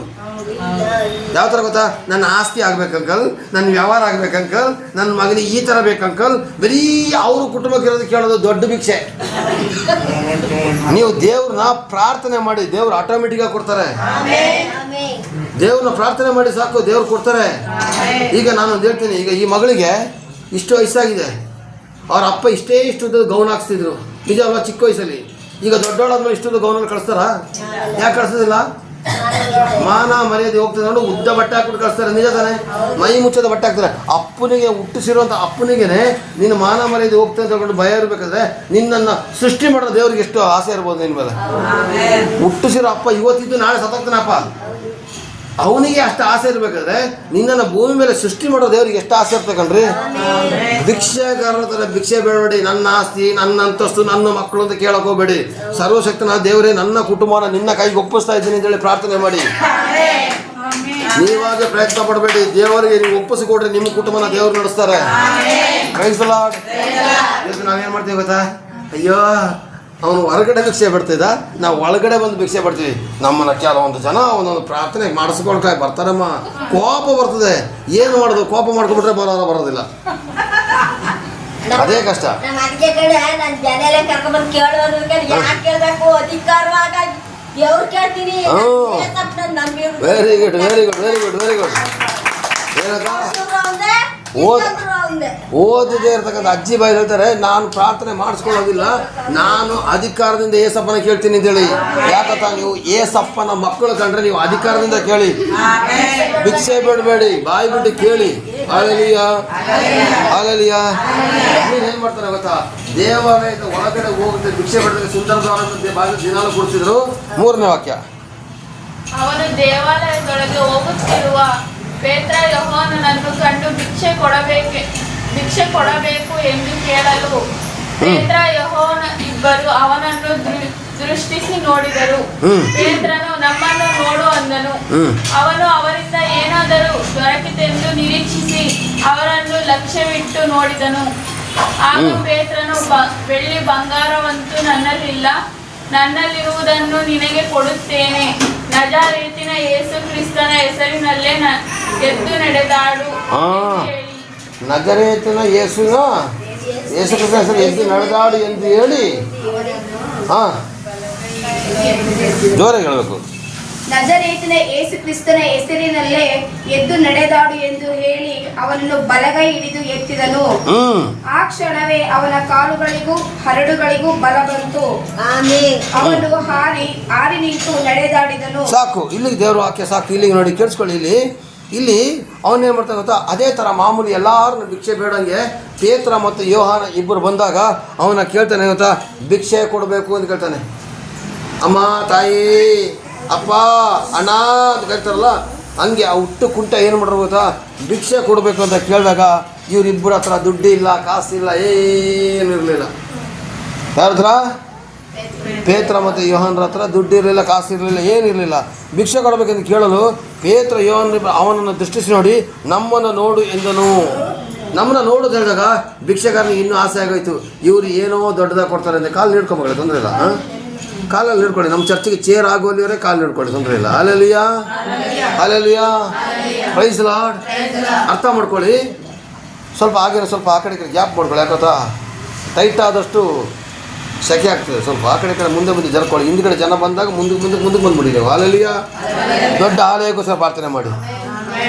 ಆಲಯ ಕೆಳಗಡೆ ಆಲಯ ಆಗಬೇಕಂತ ಪ್ರಾರ್ಥನೆ ಮಾಡಿ. ಕೆಳಗಡೆ ಮೊದಲಿನ ಜಾಗಕ್ಕೆ ಹೋಗ್ಲಿಕ್ಕೆ ದೇವರು ಪ್ರಾರ್ಥನೆ ಮಾಡಲಿಕ್ಕೆ ಕೃಪೆ ಕೊಡಿ. ಹಲ್ಲೆಲೂಯಾ. ಯಾಕಂದರೆ ಟೈಟಾಗಿ ಕೂತ್ಕೊಂಡಷ್ಟು ಕಾಲು ಕೈ ಹಿಂಗೆ ಹಿಡ್ಕೊಳ್ತಾರೆ, ಅದಕ್ಕೆ ಕಾಲು ಕೈಯಲ್ಲಿ ನೀಡ್ಕೊಳ್ಳಿ, ತೊಂದರೆ ಇಲ್ಲ. Hallelujah, praise the lord. ಇಲ್ಲಿ ಪೇತ್ರ ಯೋಹಾನ ನನ್ನನ್ನು ನೋಡಿದಾಗ ಅವರಿಂದ ಏನಾದರೂ ನಿರೀಕ್ಷಿಸಿ ಲಕ್ಷ್ಯವಿಟ್ಟು ನೋಡಿದನು. ನನ್ನ ನೋಡೋದು ಕೇಳಿದ್ರೆ ಭಿಕ್ಷೆಗಾರ ಏನು ಮಾಡ್ತಾನೆ? ಆಸೆಯಿಂದ ನೋಡ್ತಾನೆ. ಆಗ ಪೇತ್ರ ಹೇಳ್ತಾನೆ, ಬೆಳ್ಳಿ ಬಂಗಾರವಂತೂ ನನ್ನಲ್ಲಿಲ್ಲ, ನಮ್ಮಲ್ಲಿ ಇರುವುದನ್ನು ಕೊಡುತ್ತೇನೆ. ಹಾಗಾದರೆ ದೇವರ ಮಕ್ಕಳಿಗೆ ಇನ್ನೊಂದು ಗುಣ ಯಾವುದಿರಬೇಕು ಅಂತ, ಕೊಡುವಂಥ ಗುಣ ಇರಬೇಕು. ಕಷ್ಟದಲ್ಲಿರೋರಿಗೆ ಕೊಡಿ, ದುಃಖದಲ್ಲಿರೋರಿಗೆ ಕೊಡಿ, ಚಿಂತೆಯಲ್ಲಿರೋರಿಗೆ ಕೊಡಿ. ಯಾರಿಗೂ ಒಬ್ಬನಿಗೆ ನಿಮ್ಮ ಮನೆಗೆ ನೆಂಟರು ಬಂದು ಕೋಳಿ ಸಾರು ಮಾಡ್ತೀರಾ, ಮಟನ್ ಸಾರು ಮಾಡ್ತೀರಿ, ಎಲ್ಲ ಮಾಡ್ತೀರಾ ಕಣ್ರಯ್ಯ. ಕಷ್ಟದಲ್ಲಿರೋ ಬಂದರೆ 2 ಪೀಸ್ ಹಾಕಿ ನೀವು. ಅವನು ಬಂದಾಗ ಪಾತ್ರೆ ನಾವು ಸಿಟ್ಬಿಡೋದು, ಅವ್ರು ಬಂದಾಗ ಏನು ಮಾಡೋದು, ಪಾತ್ರೆ ಔಷಿಟ್ಬಿಡೋದು. ಅದೇ ಒಳ್ಳೆಯವರು ಬಂದಾಗ 2 ಪೀಸ್ ಜಾಸ್ತಿ ಹಾಕ್ಕೊಡೋದು. ಎಷ್ಟು ಅನ್ಯಾಯ ಮಾಡ್ತಾರೆ ಗೊತ್ತಾ. ಇವತ್ತು ಮಟನ್ ಚಿಕನ್ ಮಾಡಿರ್ತಕ್ಕಂಥ ಹೆಂಗಸರೇ, ನಿಮಗೆ ನಾನು ಒಂದು ಮಾತು ಹೇಳ್ತಾ ಇದ್ದೀನಿ, ಇದು ಸತ್ಯ ಆದರೆ ಸತ್ಯ ಅಂತೇಳಿ, ಸುಳ್ಳಿದ್ರೆ ಸುಳ್ಳುದೇಳಿ. ಊಟ ಟೈಮಲ್ಲಿ ಯಾರಾದರೂ ಬಂದರೆ ಮಟನ್ನ ಪಾತ್ರೆ ಔಷಿಟ್ಬಿಟ್ಟು ಬೇಳೆ ಸಾಂಬಾರು ಅನ್ನ ಹಾಕ್ಬಿಟ್ಟು ಕಳಿಸಿದವರು ಇದ್ದಾರೆ. ಹಾಗಲಿಯಾ ಹಾಗಲಿಯಾ ಬಿಸಿ ಮಾಡೋಕೆ ಕೂಡ ಹೋಗೋದಿಲ್ಲ, ಸ್ಮೆಲ್ ಬಂದ್ಬಿಟ್ರೆ ಅಂತೇಳಿ, ಘಮ ಘಮ ಅಂತೇಳ್ಬಿಡ್ತೇಳಿ. ಅರ್ಥ ಮಾಡ್ಕೊಳ್ಳಿ ಪ್ರಿಯರೇ, ನಿಮ್ಮಲ್ಲಿ ಇರೋದನ್ನ ನೀವು ಬಂದವರಿಗೆ ಕೊಡಲೇಬೇಕು. ಗೊತ್ತಾ ನಿಮಗೆ? ಹಾಲೆಲೂಯಾ. ನಿಮ್ಮಲ್ಲಿ ಏನಿದೆ, ಒಬ್ಬ ಕಷ್ಟದಲ್ಲಿ ಒಬ್ಬ ಸೀರಿಯಸ್ ಆಗ್ಬಿಡ್ತಾನೆ, ನೀನು ಕೊಡುವಂಥ ಒಂದು 100 ರೂಪಾಯಿಂದ ಅವನು ಪ್ರಾಣ ಉಳಿಬೋದು. ಗೊತ್ತಾ? ನೀನು ಕೊಡುವಂಥ ಒಂದು ಊಟದಿಂದ ಅವನಿಗೆ ತೃಪ್ತಿ ಆಗ್ಬೋದು. ಇಲ್ಲಿ ಪೇತ್ರ ಯೋಹಾನರು ಹೇಳ್ತಾರೆ, ನನ್ನಲ್ಲಿ ಇರುವುದನ್ನು ನಿನಗೆ ಕೊಡುತ್ತೇನೆ ಅಂತ ಹೇಳಿದ್ರೆ, ಅವರಲ್ಲಿ ಇದ್ದಿದ್ದು ಹಣ ಇರಲಿಲ್ಲ, ಕಾಸು ಇರಲಿಲ್ಲ, ಬೆಳ್ಳಿ ಇರಲಿಲ್ಲ, ಬಂಗಾರ ಇರಲಿಲ್ಲ, ಆದರೆ ಅದಕ್ಕಿಂತಲೂ ಶ್ರೇಷ್ಠವಾದಂಥ ಯೇಸು ಕ್ರಿಸ್ತ ಅವರಲ್ಲಿದ್ದು.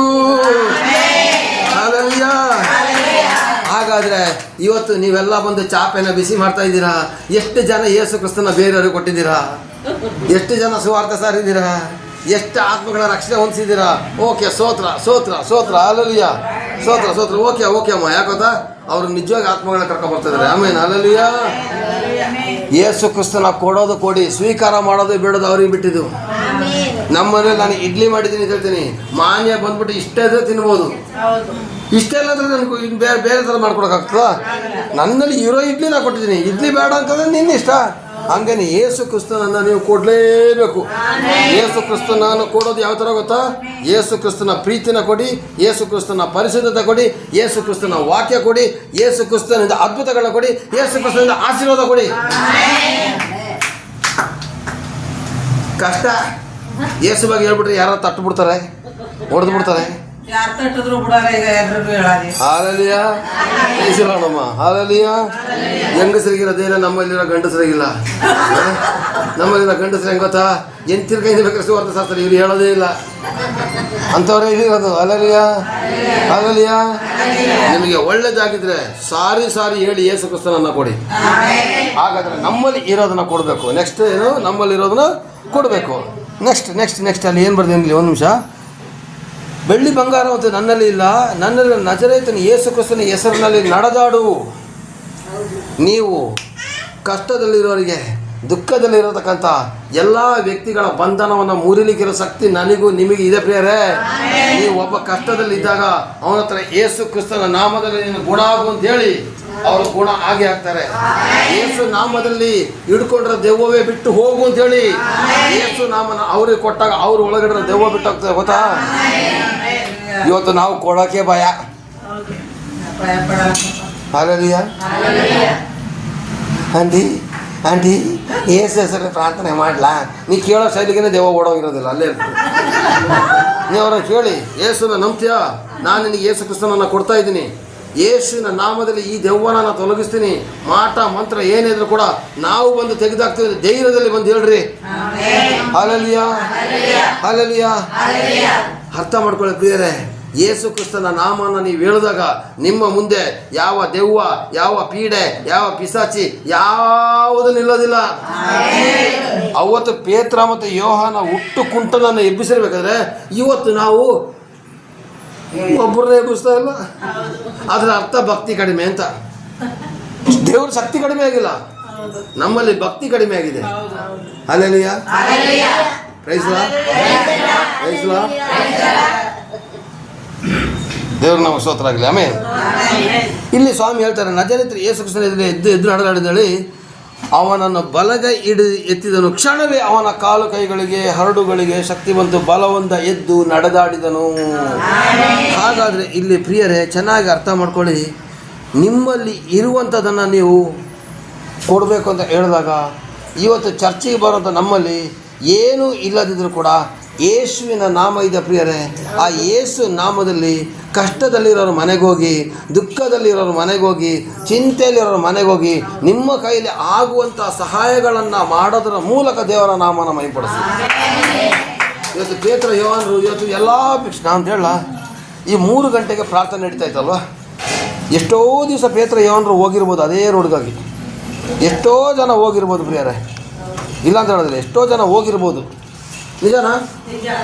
ಆದರೆ ದೇವರ ಸಮಯ ಅಲ್ಲಿ ಬಂದಿತ್ತು, ದಿನಾಲೂ ಕೂರಿಸ್ತಿದ್ರು ಅಂತ ಹೇಳಿದಾಗ ಪೇತ್ರ ಯೋಹಾನ ಯೋಚನೆ ಮಾಡಿದ್ರು, ಇವ್ರನ್ನ ದೇವರ ನಾಮನ ಈ ಕುಂಟನ ಮೂಲಕ ಮಹಿಮೆಪಡಿಸ್ತೀನಿ ತಿಳ್ಕೊಂಡು ಅವ್ರು ಯೇಸು ನಾಮದಲ್ಲಿ ಎದ್ದು ನಡೆದಾಡ್ದಾಗ ಕುಂಟ ಎದ್ದು ಆರಿ ಕುಣಿದು ನಡೆದಾಡೋದು ಅಂತ ಹೇಳ್ಬೇಕಾದ್ರೆ ಇವತ್ತು ನನ್ನಲ್ಲಿ ನಿನ್ನಲ್ಲಿ ಆ ಶಕ್ತಿನ ದೇವರು ಕೊಟ್ಟಿದ್ದಾರೆ. ಅವತ್ತು ಅವ್ರಿಗೆ ಕೊಟ್ಟಂಥ ಶಕ್ತಿನ ಇವತ್ತು ನನಗೂ ನಿನಗೆ ಕೊಟ್ಟಿದ್ದಾರೆ. ಮಾರ್ಕ 16:17 ಓದು ಮಗಳ. ಮಾರ್ಕ 16ನೇ ಅಧ್ಯಾಯ 17ನೇ ವಾಕ್ಯ ಓದಿ. ಹಾಂ ಓದಿ. ಅವನ ಕೈ ಕಾಲ ಶಕ್ತಿ ಬಂತಿದ್ದಾವಲ್ಲ, ಈಗ ಓದಿ. ಮಾರ್ಕನ ಬರೆಸುವಂತೆ ಇಲ್ಲಿ ಟಿವಿಲೇ ಓದಿ ಟೈಮ್ ಆಗುತ್ತೆ. ಇದಲ್ಲದೆ ನಂಬುವವರಿಂದ ಜೋರಾಗಿ ಇನ್ನೊಮ್ಮೆ ನಂಬುವರಿಂದ ಮೆಲ್ಲ ಹೇಳ್ಬಾರ್ದು, ಜೋರಾಗಿ ಹೇಳ್ಬೇಕು. ನಂಬುವವರಿಂದ ಈ ಸೂಚಕ ಕಾರ್ಯಗಳು ಉಂಟಾಗುವುದು. ಇದಲ್ಲದೆ ನಂಬುವವರಿಂದ ಈ ಸೂಚಕ ಕಾರ್ಯಗಳಾಗೋದು. ಚರ್ಚ್ ಪಾಸ್ಟರ್ ಕೈಯಿಂದ ಅಲ್ಲ, ನನ್ನ ಕೈಯಿಂದ ಅಲ್ಲ. ನಾನು ದೆವ್ವನ ಬಿಡಿಸ್ತೀನಿ, ರೋಗಿಗಳನ್ನ ಗುಣಪಡಿಸ್ತೀನಿ, ಎಲ್ಲ ಮಾಡ್ತೀನಿ. ಆದರೆ ನನ್ನ ಕೈಯಿಂದ ಮಾತ್ರ ಅಲ್ಲ, ನಂಬುವಂಥ ನಿಮ್ಮ ಕೈಯಲ್ಲೂ ಕೂಡ ಆಗ್ತದೆ. ನಂಬುವವರಿಂದ ಸೂಚಕ ಕಾರ್ಯಗಳಾಗುವು. ನನ್ನ ಹೆಸರನ್ನು ಹೇಳಿ ದೆವ್ವಗಳನ್ನು ಬಿಡಿಸುವವರು. ಯಾರ ಹೆಸರನ್ನು ಹೇಳಿ ದೆವ್ವ ಬಿಡಿಸೋದಂತೆ? ಯಾರ ಹೆಸರು ದೆವ್ವ ಬಿಡಿಸೋದು? ಯೇಸುವಿನ ಹೆಸರು ಕೂಡ ನೀನು ಕಾಲೇಜಲ್ಲಿ ದೆವ್ವ ಬಿಡಿಸ್ಬೋದು. ಯಾರಾದ್ರೂ ಅಂತ ಬಂದಾಗ ನೀವು ಹೋಗಿ ಯೇಸುವಿನ ನಾಮದಲ್ಲಿ ಬಿಟ್ಟು ಹೋಗೋದು. ಅವ್ರು ನಂಬಿಲ್ಲ ಅಂತಂದ್ರೆ ನಾವು ಪ್ರಾರ್ಥನೆ ಮಾಡ್ಬೋದು. ಈಗ ಅವ್ನ ಮೈ ಮೇಲೆ ಬರ್ತಾ ಇರ್ತದೆ, ಅವ್ನಿಗೆ ನಂಬು ಅವ್ನಿಗೆ ಗೊತ್ತಾಗ್ತಲ್ಲ. ಈ ಹುಚ್ಚ ಹತ್ರ ಹೋಗ್ಬಿಟ್ಟು ಮಾತಾಡ್ದಂಗೆ ಅವ್ನ ಮೈ ಮೇಲೆ ಬರ್ತಾ ಇರ್ತದೆ, ಅವ್ನ ಹಿಂದೆ ಮುಂದೆ ಯಾರು ಇರೋದಿಲ್ಲ. ನೀನು ಹೋಗ್ಬಿಟ್ಟು ಯೇಸು ನಂಬ್ತೀಯ ಆಗುತ್ತಾ? ಅವನು ನಂಬಿಲ್ಲ. ಯೇಸುವಿನ ಅಭಿಷೇಕಗಳ ನಾಮದಲ್ಲಿ ಬಿಟ್ಟು ಹೋಗ್ತಾ ಇದ್ದಾರೆ ಅಂತಾರೆ. ಕೊನೆಗೆ ಅವ್ರಿಗೆ ಆ ಪಕ್ಕದಲ್ಲಿ ನೋಡ್ತಾ ಇರ್ತಾರೆ ನೋಡಿ, ಅವ್ರು ಹೇಳ್ತಾರೆ, ಶಿಲ್ಪ ಬಂದ್ಬಿಟ್ಟು ಕೈ ಇಟ್ಟು ಪ್ರಾರ್ಥನೆ ಮಾಡಿದ್ಮೇಲೆ ಕಣೋ ನೀನು ಎದ್ದು ನಡೆದಾಡಿದ್ರೆ ಪಕ್ಕದಲ್ಲಿರೋರು ಹೇಳ್ತಾರೆ, ನೀನು ಯೇಸು ನಾಮನ ಮೇಂಪಡಿಸು. ಇಲ್ಲಿ ಕುಂಟನ ಕೇಳಿಲ್ಲ, ನೀನು ನಂಬ್ತೀಯ ಅಂತ ಕೇಳಿದ್ರ? ನನ್ನಲ್ಲಿರೋ ಯೇಸು ಕ್ರಿಸ್ತನ ಕೊಡ್ತೀನಿ ಅಂದ್ರೆ ನಾನು ಬಲಗೈ ಹಿಡಿದು ಎತ್ತ ತಕ್ಷಣ ನಾನು ಆರಿ ಕುಣಿದ ನಡೆದಾಡ್ದಂಥ ದೇವರು ವಾಕ್ಯ ಇದೆ. ಅಲ್ಲ, ಯೇಸಪ್ಪನ ನಂಬ್ತೀಯ ಅಂತ ಕೇಳಿದ್ರ? ಕೇಳಿದ್ರ? ಇಡೀ 3ನೇ ಅಧ್ಯಾಯನ ಓದಿ. ನೀನು ಯೇಸಪ್ಪ ನಂಬಿದ್ರೆ ಮಾತ್ರ ಗುಣಪಡಿಸ್ತೀನಿ, ಅದು ಸ್ವಾರ್ಥ ಆಗೋಯ್ತು. ಅವನು ನಂಬಲಿ ನಂಬದಿರಲಿ, ನಮ್ಮ ಕೈಲಿ ಆಗುವಂಥ ಪ್ರಾರ್ಥನೆ ನಾವು ಮಾಡೋದು. ಅದಲ್ಲಿಯ ಸುಮಾರು ಪಾಸ್ಟರ್ಗಳು ಹೇಳ್ತಾರೆ, ನೀನು ನಂಬ್ತೀಯ ಅಂತ ಕೇಳು, ನಂಬೋದಿಲ್ಲ ಅಂದರೆ ಪ್ರಾರ್ಥನೆ ಮಾಡಬೇಡ, ಅವನಲ್ಲಿರೋ ದೆವ್ವ ನಿನಗೆ ಬಂದ್ಬಿಡ್ತದೆ. ಸುಳ್ಳು. ನೀ ಪ್ರಾರ್ಥನೆ ಮಾಡೋದು ಮಾಡು. ಅವನು ವಾಸಿ ಆದಮೇಲೂ ಯೇಸು ಹೇಳಿಸ್ತಾರ, ಆಗ ಇನ್ನೊಂದ್ಸಲ ಮಾಡೋಕೆ ಹೋಗಬೇಡ. ಅವನು ದೇವರಾತ್ಮ ಅಲ್ಲ, ದುರಾತ್ಮ ಅಂತ ಅರ್ಥ. ನಿಜ ಅಲ್ವಾ? ಒಂದು ಸಲ ಅವ್ರಿಗೆ ಗೊತ್ತಿರೋದಿಲ್ಲ, ನೀವು ಮಾಡಿ, ಆವಾಗ ಏನು ಅಟ್ಯಾಕ್ ಆಗೋದಿಲ್ಲ. ಯಾಕೆಂದರೆ ನನ್ನ ಹೆಸರನ್ನು ಹೇಳಿ ದೆವ್ವಗಳನ್ನು ಬಿಡಿಸುವರು. ಅಲ್ಲಲ್ಲಿಯ ಆಗ ದೆವ್ವಗಳನ್ನು, ರೋಗಿಗಳನ್ನು ಎಲ್ಲ ನೋಡಿ ಅವರು ರೋಗಿಗಳ ಮೇಲೆ ಕೈ ಇಟ್ಟರೆ ಅವ್ರಿಗೆ ಗುಣವಾಗುವುದು ದೇವರ ವಾಕ್ಯ ಇದೆ. ಹಾಗಾದರೆ ಇದು ಚಂದ್ರಶೇಖರ ಪಾಸ್ಟರ್ ಮಾತ್ರ ಅಲ್ಲ, ನೀವು ನಿಮ್ಮ ಹಳ್ಳಿಗಳಲ್ಲಿ ಮಾಡಿದ್ರೆ ಎಷ್ಟು ಚೆನ್ನಾಗಿರ್ತದೆ. ಲಿಖಿತ, ನೀನು ನರ್ಸಿಂಗ್ ಕಾಲೇಜಿಗೆ ಬರೋ 2 ನರ್ಸ್ಗಳಿಗೆ ದೆವ್ವ ಬರಲಿ ಪ್ರಾರ್ಥನೆ ಮಾಡ್ಕೋ. ನೀ ಕೈ ಇಟ್ಬಿಡು, ನಿಮ್ಮ ಪಾಸ್ಟ್ರೇ ಖುಷಿ ಪಟ್ಬಿಡ್ಬೇಕು. ಏನಾದರೂ ಆಗಲಿ, ಲಿಖಿತ ಟೀನರ್ಸ್ಪುರ ಚರ್ಚಿಗೆ ಹೋಗ್ತಾ ಇರೋದು ಪರವಾಗಿಲ್ಲ, 2 ನರ್ಸ್ಗಳದ್ದು ದೆವ್ವ ಬಿಡಿಸೋದು ಅಂತ ಹೇಳಬೇಕು. ಅಲ್ಲಲ್ಲಿಯ ಪ್ರೈಸ್ ಅಲ್ಲ. ದೆವ್ವ ಬಿಡಿಸ್ತೀರಲ್ಲ, ದೆವ್ವ ಬಂದಾಗ ಓಡೋಗ್ತೀರ. ಬೇರೆ ಏನು ಪ್ರಯೋಗ ಮಾಡಬೇಡಿ, ಯೇಸುವಿನ ನಾಮದಲ್ಲಿ ಬಿಟ್ಟು ಹೋಗು ಅಂತೇಳಿ ಅಷ್ಟೇ. ದೆವ್ವವೇ ಯೇಸು ನಾಮದಲ್ಲಿ ಬಿಟ್ಟು ಹೋಗು. ನಿಮ್ಮ ರೋಡಲ್ಲಿ ಮಾಟ ಮಂತ್ರ ಕಂಡಿರ್ತಲ್ಲ, ಯೇಸು ನಾಮದಲ್ಲಿ ಕಾಲಲ್ಲಿ ತುಳ್ಕೊಂಡು ಹೋಗ್ರೋ. ನಿಮಗೇನಾದ್ರು ಆಗ್ಬಿಟ್ರೆ ನಾನೇ ಜವಾಬ್ದಾರಿ, ನಾನೇ ಬರ್ತೀನಿ. ನನ್ನ ಮೇಲೆ ಜೈಲಿಗೆ ಹಾಕ್ಬಿಡಿ, ಕೇಸ್ಗೆ ಹಾಕ್ಬಿಡಿ ನನ್ನ ಮೇಲೆ. ಯೇಸುವಿನ ಅಭಿಷೇಕವನ್ನು ನಾಮದಲ್ಲಿ ಹಂಗಾಗಿ ಮೊಟ್ಟೆ ತುಳಿಯೋಕೆ ಹೋಗಬೇಡಿ, ಮೈಯೆಲ್ಲ ಮೊಟ್ಟೆ ಆರ್ಬಿಡ್ತದೆ, ಇನ್ನು ವಾಸನೆ ಸದ್ಯಕ್ಕೆ ಹೋಗೋದಿಲ್ಲ. ಇವತ್ತು ರೋಡಲ್ಲಿ ಏನಿದ್ರು ಕೂಡ ನಾವು ಆರಾಮಾಗಿ ದಾಟ್ಕೊಂಡು ಹೋಗ್ತೀವಿ. ಅಲ್ಲಲ್ಲಿಯ ಯಾಕೆಂದರೆ ಯೇಸುವಿನ ನಾಮದ ಮುಂದೆ ಯಾವ ದೆವ್ವನೂ ಬರೋದಿಲ್ಲ, ಯಾವ ಪೀಡೆನೂ ಬರೋದಿಲ್ಲ, ಯಾವ ಪಿಶಾಚಿನೂ ಬರೋದಿಲ್ಲ, ಯಾವ ಮಂತ್ರವಾದಿಗೂ ಕೂಡ ಯೇಸು ನಾಮದಲ್ಲಿ ಅವನು ಜಪ ಮಾಡಿ ತಾಯ್ತ ಕಟ್ಟೋದಿಲ್ಲ.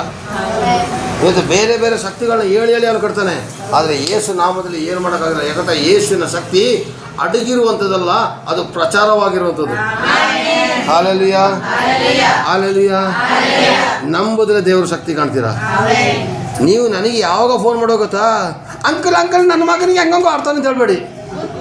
ನನ್ನ ಪಕ್ಕದ ಮನೇಲಿ ಒಬ್ಬನಿಗೆ ದೆವ್ವ ಬಂದಿದ್ದು ಅಂಕಲ್ ಬಿಡಿಸಿದೆ ಅಂತ ಫೋನ್ ಮಾಡ್ಬೇಕು ನೀವು. ಆಗ ನಿಜವಾದ ಯೇಸು ಕ್ರಿಸ್ತನ ಮಕ್ಕಳು ನೀವಾಗಿದ್ದೀರಾ ಅಂತ ಅರ್ಥ. ಇಲ್ವಾ ಡೂಪ್ಲಿಕೇಟ್, ಒರಿಜಿನಲ್ ಡೂಪ್ಲಿಕೇಟಾ ನೀವು? ಒರಿಜಿನಲ್ ಆದರೆ ಮೂಗುರಮ್ಮ ಯಾವ ಥರ ದೆವ್ವನ ಬಿಡಿಸಿದ್ರೋ ಅದೇ ಥರ ನೀವು ದೆವ್ವನ ಬಿಡಿಸಿ. ಅವ್ರ ಕೈಯಾರೆ 2-3 ಜನಗಳು ದೆವ್ವನ ಬಿಡಿಸಿದಾರೆ. ಅವರು ಓದಿಲ್ಲ, ಬರ್ದಿಲ್ಲ, ಏನಿಲ್ಲ. ಯೇಸುವಿನ ಅಭಿಷೇಕವುಳ್ಳ ನಾಮದಲ್ಲಿ ಅಂತ ಹೇಳಿದಾಗ ದೆವ್ವ ಬಿಟ್ಟೋಗಿದೆ. ಮಾಟ ಮಂತ್ರಗಳ ಶಕ್ತಿಗಳನ್ನ ನಿಮ್ಮ ಕೈಯಿಂದ ಬಿಡಿಸಲಿಕ್ಕೆ ಸಾಧ್ಯ. Praise the lord, praise the lord, hallelujah.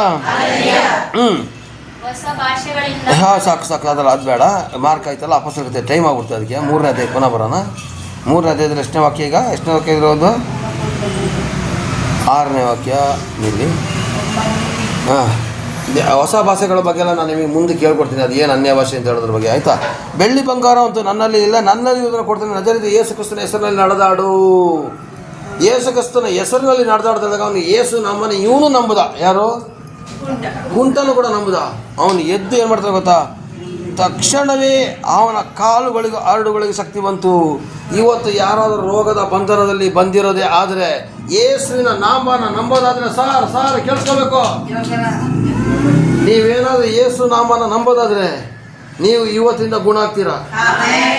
2ರಿಂದ ಎಷ್ಟೋ ತಿಂಗಳಿಂದ ನೀವು ಊಟ ಮಾಡಿಲ್ಲ ಅಂತ ಹೇಳ್ತೀರಲ್ಲ, ಇವತ್ತು ಇವರು ಮಧ್ಯಾಹ್ನ ಊಟ ಮಾಡಿದ್ರೆ ನೀವೆಲ್ಲರೂ ಕಣ್ಣಾರೆ ಕಾಣ್ತೀರಾ. ಯಾಕಂದರೆ ಯೇಸು ನಾಮದ ಶಕ್ತಿ ಇದೆ. ಹಲ್ಲೆಲೂಯಾ. ನಿನ್ನ ಸಾಕ್ಷಿ ಹೇಳವ, ಎಷ್ಟು ಟೈಮಿಂದ ಊಟ ಮಾಡಿರಲಿಲ್ಲ, ಏನಾಯ್ತು ಹೇಳವ, ಜೋರಾಗಿ ಹೇಳವ. ಊಟನೇ ತಿಂದಿರ್ಲಿಲ್ಲ. ಇಲ್ಲಿ ಬಂದ್ಮೇಲೆ ನಾನು ಚರ್ಚಲ್ಲಿ ಊಟ ತಿಂದ್ಮೇಲೆ ಮನೇಲಿ ಊಟ ತಿಂದಿಲ್ಲ. ಸ್ವಲ್ಪ ಜೋರಾಗಿ ಹೇಳವ. ಇಲ್ಲಿ ಬಂದೆ ನಾನು ಊಟ ತಿಂದಿರ. ಎಷ್ಟು ತಿಂಗಳಿಂದ ಊಟ ತಿಂದಿರಲಿಲ್ಲ? 2 ತಿಂಗಳಿಂದ ತಿನ್ನಕ್ಕೆ ಆಗೋದಿಲ್ಲ. ಒಂದಿಷ್ಟು 2 ತುತ್ತು ತಿಂತಿದಂಗೆ ವಾಮಿಟ್ ಆಗೋದು, ಅದು ಬಂದು ಇಲ್ಲೇ ನಿಂತ್ಕೊಳ್ಳೋದು, ಜೀರ್ಣನೇ ಆಗ್ತಿರ್ಲಿಲ್ಲ. ಕುಡಿಲಿ ವಾಮಿಟ್ ಬಂದಾಗ ಆಗೋದು, ಹೊಟ್ಟೆ ಎಲ್ಲ ಕರಸ್ದಂಗೆ ಆಗೋದು, ಹೊಟ್ಟೆ ಉಗುರ ಈಗ ಇಲ್ಲಿ ಬಂದು ಊಟ ಮಾಡಿದ್ಮೇಲೆ ಅವ್ರ ಮನೆ ಊಟ ಮಾಡ್ತದೆ. ಈಗ ಬಂದು ಎಷ್ಟು ತಿಂಗಳಾಯ್ತವ? ಆಯ್ತು, 2 ತಿಂಗಳು. 2 ತಿಂಗಳಾಯ್ತು. ಬೆಂಗಳೂರಿಂದ ಬರ್ತಾ ಇದ್ದಾರೆ ಇವರು. ಎಲ್ಲಿಗೆ? ನರಸೀಪುರಕ್ಕೆ. ಹಲ್ಲೆಲೂಯಾ. ಅದು ಇಲ್ಲಿರೋರಿಗೆ ಬರೋಕ್ಕಾಗ್ತಾ ಇಲ್ಲ, ಅದೇ ಕಷ್ಟ. ಇಲ್ಲಿರೋರೇ ಬರ್ತಾರೆ. ನಿಮಗೆ ಇನ್ನು ಯೇಸು ಅದ್ಭುತ ಮಾಡ್ಬೇಕಂದ್ರೆ ಆಗುತ್ತಾ? ಬೆಂಗಳೂರಿಗಿಂತ ದೂರ ಮೈಲಾಪುರ ದೂರ. ಏನು ಮಾಡ್ತೀರಾ? ಹತ್ತಿರದಲ್ಲಿ ಇರೋರಿಗೆ ಬರೋಕ್ಕಾಗ್ತಾ ಇಲ್ಲ. ನೋಡಿ, ಚೇತಳಿ ಅಜ್ಜಿಗೆ ಬೆಂಗಳೂರಿಂದ ಬರೋ ಈ ಅಮ್ಮನಿಗೆ ಟಿ ನರಸೀಪುರದಲ್ಲಿ ಇರೋರು ಲೆಕ್ಕ ಕೊಡಬೇಕು. ಹತ್ತಿರದಲ್ಲಿ ಇದ್ಕೊಂಡು ನೀವು ಲೇಟ್ ಮಾಡ್ತಾ ಇದ್ದೀರಾ, ದೂರದಲ್ಲಿ ಇರೋರೆಲ್ಲ ಬರ್ತಾ ಇದ್ದಾರೆ. ಇನ್ನು ನಮ್ಮನೇಲಿ ಮಳವಳ್ಳಿಗೆ 10 ಗಂಟೆಗೆ ಬಂದಿದ್ದೀನಿ. ತಿಂಡಿ ತಿನ್ನೋಣ ಮತ್ತೆ ಅದಕ್ಕೆ ದಾಹ ಅಂತ ಹೇಳೋದು. ಬೇರೆಯವ್ರಾಗ ತಿಂದ್ಬಿಟ್ಟೆ ಬರ್ತಿದ್ರು. ಹಲ್ಲೆಲೂಯಾ. ಅರ್ಥ ಮಾಡ್ಕೊಳ್ಳಿ ಪ್ರಿಯರೇ. ಹಲ್ಲೆಲೂಯಾ. ಅರ್ಥ ಮಾಡ್ಕೊಳ್ಳಿ. ಬೇಗ ಟೈಮ್ ಆಗ್ಬಿಡ್ತದೆ. ಇದು ಪೂರ್ತಿ ಮುಗಿಸ್ಲಿಕ್ಕೆ ಆಗದಿದ್ರು ಕೂಡ ಬರೋ ವಾರನ ಇದೇ ವಾಕ್ಯ ಅಂತ ಹೇಳ್ತೀನಿ.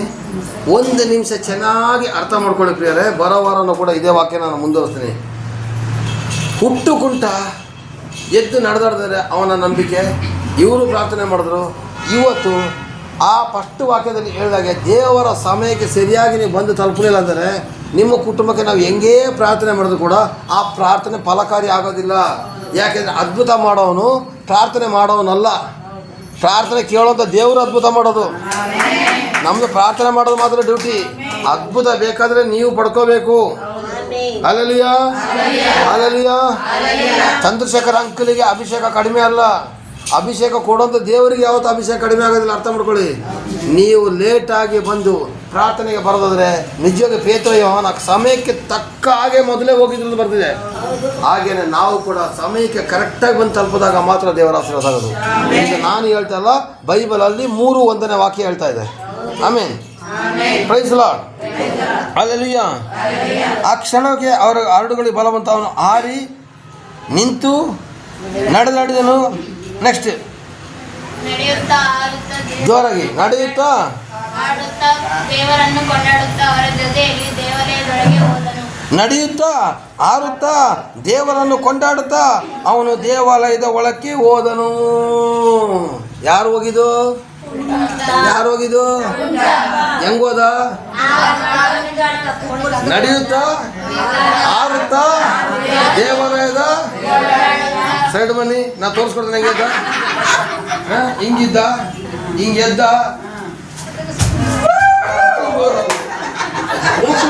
ಕುಡ್ಕೊಂಡು ಹೋಗ್ಬಿಟ್ಟು ಹೆಂಗೋದ? ಹಿಂಗೆ ನಡೀಲಿಲ್ಲ, ಅವನು ಜಂಪ್ ಮಾಡ್ಕೊಂಡು ದೇವಾಲಯದ ಒಳಗಡೆ ಹೋಗ್ಬಿಟ್ಟಂತೆ. ಮತ್ತೆ ನಡೆಯುತ್ತಾ ಕುಣಿಯುತ್ತಾ ದೇವ್ರನ್ನ ಕೊಂಡಾಡ್ಕೊಂಡು ಓಡೋಗ್ತಿದ್ದಂತೆ. ಈಗ ಗಮನಿಸಿ, ಅಲ್ಲ ಅಲ್ಲ ಅಲ್ಲ ಅಲ್ಲ ನಿಮಿಷ. ನಡೆಯುತ್ತಾ ಹಾರುತ್ತಾ ದೇವರನ್ನು ಕೊಂಡಾಡ್ದ ದೇವಾಲಯದ ಒಳಗಡೆ ಹೋದನು ಅಂತ 8ನೇ ವಾಕ್ಯದಲ್ಲಿದೆ. ನಾವಾಗಿದ್ರೆ ಏನು ಮಾಡ್ತಿದ್ವು? ಸ್ವಲ್ಪ ಎಲ್ಲ ಮುಂದೆ ಮುಂದೆ ಬನ್ನಿ, ಎಲ್ಲ ಮುಂದೆ ಮುಂದೆ ಬನ್ನಿ, ಎಲ್ಲ ಮುಂದೆ ಮುಂದೆ ಬನ್ನಿ, ಸ್ವಲ್ಪ ಎಲ್ಲ ಬೇಕಾದ್ರೆ ಫ್ಯಾನ್ ಹಾಕ್ಕೊಳ್ಳಿ. ಹಾಕಿದ್ದೀರಾ? ಇನ್ನೂ ಬೇಕಾದ್ರೆ ಫಾಸ್ಟಾಗಿ ಮಾಡ್ಕೊಳ್ಳಿ. ಅಲ್ಲ ಏನು ಮಾಡೋಕ್ಕಾಗೋದಿಲ್ಲ. ಬನ್ನಿ, ಪ್ರೈಸ್ ಲಾರ್ಡ್. ನಡೆಯುತ್ತಾ ಆರುತ್ತಾ ದೇವರನ್ನು ಕೊಂಡಾಡುತ್ತಾ ದೇವಾಲಯಕ್ಕೊಳಗೆ ಹೋದ. ಯಾರು ಹೋಗಿದ್ದು? ನಾವಾಗಿದ್ದು ಏನು ಮಾಡ್ತಿದ್ದ ಗೊತ್ತಾ? ಮನೆಗೆ ಹೊಡೋಗ್ತಿದ್ದ ಫಸ್ಟು. ಅಣ್ಣ ನನಗೆ ಕಾಲು ಬಂದ್ಬಿಡ್ತು, ಅಕ್ಕ ನನಗೆ ಕಾಲು ಬಂದ್ಬಿಡ್ತು ಅಂತ ಹೇಳಕ್ಕೆ. ನೋಡಿ ನೋಡಿ, ಇಲ್ಲಿ ಕಥೆ ಕೇಳಿ. ಅವನು ನಡೆಯುತ್ತಾ ಆರುತ್ತಾ ದೇವರೊಳಗೆ ಹೋದ. ಅಕಸ್ಮಾತ್ ಈ ಕಾಲದಲ್ಲಿ ಆಗಿದ್ರೆ ತಕ್ಷಣ ಮೊಬೈಲ್ ತಗೊಂಡ್ಬಿಟ್ಟು ಅಣ್ಣ ನನಗೆ ಕಾಲು ಬಂದ್ಬಿಡ್ತು, ಅಯ್ಯೋ ನನಗೆ ಎಲ್ಲ ಶಕ್ತಿ ಬಂದ್ಬಿಡ್ತು ಅಂತ ಹೇಳ್ತಿದ್ರು. ನಿಜ ಸುಳ್ಳ? ಫಸ್ಟ್ ಮನೆಗೆ ಹೋಗಿ ಹೇಳ್ತಿದ್ದೋ, ಅಲ್ಲಿಂದ ಸ್ನಾನ ಎಲ್ಲ ಮಾಡ್ಕೊಂಡು ದೇವಸ್ಥಾನಕ್ಕೆ ಬರ್ತಿದ್ದೋ. ಇವನು ಹಂಗೆ ಬರಲಿಲ್ಲ, ಸಡನ್ ಓಡೋದ ದೇವ್ರ ಹತ್ರ. ಯಾಕತ್ತ? ಅವನ ಕಾಲುಗಳು ಅಷ್ಟೊಂದು ಕಷ್ಟ ಕೊಡ್ತಿತ್ತು ಪ್ರಿಯರೇ. ಬಿಸಿಲಲ್ಲಿ, ಮಳೆಯಲ್ಲಿ, ಚಳಿಯಲ್ಲಿ, ಅನ್ನ ಇಲ್ಲದೇ ಅವನು ಎಷ್ಟು ಸಲ ಹೊಡೆದಿರ್ಬೋದು. ಸಂಪಾದನೆ ಕಡಿಮೆ ಆದಾಗ ತೆಗೆದು ಹೊಡೆದಿರ್ಬೋದು. ಯಾಕತ್ತ? ಒತ್ತುಕೋ ಬಂದಿರೋರು ಸಂಪಾದನೆಗೋಸ್ಕರ ಅವನನ್ನು ಕೂರಿಸಿದಲ್ಲಿ ಅವನಿಗೆ ಸಂಪಾದನೆ ಬೇಕಾಗಿಲ್ಲ. ಹಾಗೇನೆ ಇವತ್ತು ನಿಮ್ಮಲ್ಲೂ ಕೂಡ ಹಣಕಾಸಿನ ವಿಷಯದಲ್ಲಿ ಕುಂಟುತನ ಇದೆ, ಬಡತನದ ಕುಂಟುತನ ಇದೆ, ಆರೋಗ್ಯದ ಕುಂಟುತನ ಇದೆ. ಅರ್ಥ ಮಾಡ್ಕೊಳ್ಳಿ. ಮಾಟ ಕೂಟ ಮಂತ್ರಗಳ ಶಕ್ತಿಗಳ ಕುಂಟುತನ ನಿಮ್ಮ ಮನೇಲಿದೆ. ಈ ಕುಂಟುತನವನ್ನು ತೆಗೆದುಹಾಕಲಿಕ್ಕೆ ನಜರೇತಿನ ಯೇಸುವಿನ ಒಂದೇ ನಾಮದಿಂದ ಸಾಧ್ಯ ಪ್ರಿಯರೇ. Praise lord. ಯೇಸುವಿನ ನಾಮದಿಂದ ಅದ್ಭುತ, ಯೇಸುವಿನ ನಾಮದಲ್ಲಿ ಆಶೀರ್ವಾದ, ಯೇಸು ನಾಮದಲ್ಲಿ ಬಿಡುಗಡೆ. Price lord. ನಂಬುದ್ರೆ ಸತ್ಯ, ನಂಬುದ್ರೆ ನಾವು ಏನು ಮಾಡೋಕ್ಕಾದ್ರೆ ಎಂಥದ್ದು ಮಾಡೋಕ್ಕಾಗೋದಿಲ್ಲ. ಹೋಗಿ ಅಲ್ಲಲ್ಲಿಯ ಅಲ್ಲಲ್ಲಿಯ ಅಲ್ಲಲ್ಲಿಯ. ನೀನೇನು ಮಾಡ್ದ? ದೇವಾಲಯದ ಒಳಗಡೆ ಹೋದ. ನಮಗೆ ಅಲ್ಲಲ್ಲಿಯ ಅಲ್ಲಲ್ಲಿಯ ಅಲ್ಲಲ್ಲಿಯ ಕ್ಲಾಸ್ ಕೊಡು. ಅಲ್ಲಲ್ಲಿಯ ಅಲ್ಲಿಂದ ಕೆಳಗಡೆ ವಾಕ್ಯ ಓದಿ. ದೇವಾಲಯಕ್ಕೆ ಹೋದನು. ಅವನು ನಡೆಯುತ್ತಾ ದೇವರನ್ನು ಕೊಂಡಾಡುತ್ತಾ ಇರುವುದನ್ನು ಜನರೆಲ್ಲರೂ ನೋಡಿ, ಇವನು ದೇವಾಲಯದ ಸುಂದರ ದ್ವಾರವೆಂಬ ಬಾಗಿಲಿನಲ್ಲಿ ಕೂತು ಭಿಕ್ಷೆ ಬೇಡುತ್ತಿದ್ದವನೆಂದು ಗುರುತು ಹಿಡಿದು ಅವನಿಗೆ ಸಂಭವಿಸಿದ್ದಕ್ಕೆ ವಿಸ್ಮಯ ಹಿಡಿದವರಾಗಿ ಬಹಳ ಬೆರಗಾದರು. ಹಂಗೇನೆ ನಾವು ನಮ್ಮ ಕೈಯಿಂದ ಮಾಡೋದು ಅದ್ಭುತಗಳನ್ನ ಕಂಡಾಗ ಜನ ಬೆರಗಾಗಬೇಕು. ಇವತ್ತು ನಾವು ಅವ್ರನ್ನ ನೋಡ್ಬಿಟ್ಟು ಬೆರಗಾಗ್ತಿದ್ದೀವಿ. ಏನು ಹೇಳ್ಬಿಡ್ತಾನೋ, ಏನು ಮಾಡ್ಬಿಡ್ತಾನೋ, ಏನು ಕಥೆನೋ ಅಂತೇಳಿ. ಇವರು ಮಾಡ್ರ ಅದ್ಭುತಕ್ಕೆ ಅಲ್ಲಿ ಏನಾಯ್ತು ಗೊತ್ತಾ? ಅಲ್ಲಿ ಸ್ವಾಮಿ ಹೇಳ್ತಾರೆ, ಅವನು ನಡೆಯುತ್ತಾ ದೇವರನ್ನ ಕೊಂಡಾಡ್ತಿರೋ ಜನರು ಎಲ್ಲರೂ ನೋಡಿದ್ರು. ಇವತ್ತು ನಾನು ನೀನು ಯೇಸು ಸ್ವಾಮಿದು ಮಕ್ಕಳೇ ಆಗಿದ್ರೆ ನಮ್ಮ ಕುಟುಂಬನ ನೋಡಿ ಜನ ಬೆರಗಾಗಬೇಕು. ಅವರು ಯೇಸು ಹತ್ರ ಹೋಗೋದಕ್ಕಿಂತ ಮೊದಲು ಎಷ್ಟು ಕಷ್ಟದಲ್ಲಿದ್ರು, ಈಗ ಹೆಂಗ್ ಬದಲಾವಣೆ ಆಗಿದ್ದಾರೆ ಅಂತ ಹೇಳ್ಬೇಕು. ಜನಗಳು ಬೆರಗಾಗಬೇಕು. ಇಲ್ಲಿ ಕೆಲವೊಂದು ಜನ ಇದ್ರೆ 10 ವರ್ಷದಿಂದ ಬರ್ತಾ ಇದ್ರು ಕೂಡ, ಅಯ್ಯೋ ಇವರ ಏಸಪ್ಪನ ಹತ್ರ ಹೋಗೋರ ಅಂತ ಕೇಳ್ತಾರೆ. ಅಂಥವ್ರು ಇದ್ದಾರೆ ಇಲ್ಲಿ. ಏಸಪ್ಪನ ಹತ್ರ ನೀವು ಬಂದ ಮೇಲೆ ಜನಗಳು ನೋಡಿ ಹೇಳ್ಬೇಕು, ಅಯ್ಯೋ ಇವ್ರ ಮನೆ ಹೆಂಗ್ ಬದಲಾಗೈತು ಅಂತೇಳಿ. ಹಾಲೆಲೂಯ. ಅರ್ಥ ಮಾಡ್ಕೊಳ್ಳಿ ಪ್ರಿಯರೇ, ಏಸಪ್ಪನ ಹತ್ರ ಬಂದಾಗ ನಿಮಗೆ ಅದ್ಭುತ ಆದರೆ ಜನ ಬೆರಗಾಗಿ ನಿಮ್ಮನ್ನ ನೋಡ್ತಾರೆ. ನಿಮ್ಮ ನಡತೆಗಳು ಚೇಂಜ್ ಆಗಬೇಕು, ನಿಮ್ಮ ಗುಣಗಳು ಚೇಂಜ್ ಆಗಬೇಕು, ನಿಮ್ಮ ಎಲ್ಲ ಚಟಗಳು ಬಿಡಬೇಕು. ನಿಮ್ಮ ಮನೆಯಲ್ಲಿ ದೇವರ ಅದ್ಭುತ ಸೂಚಕ ಕಾರ್ಯಗಳು ಮಾಡೋದು ಜನಗಳಿಗೆ ಕಾಣಬೇಕು. ಇಲ್ಲಿ ದೇವಾಲಯದ ಒಳಗಡೆ ಹೋಗ್ಬೇಕಾದ್ರೆ ಜನ ಎಲ್ಲ ಬೆರಗಾಗಿ ನೋಡ್ತಿದ್ರಂತೆ.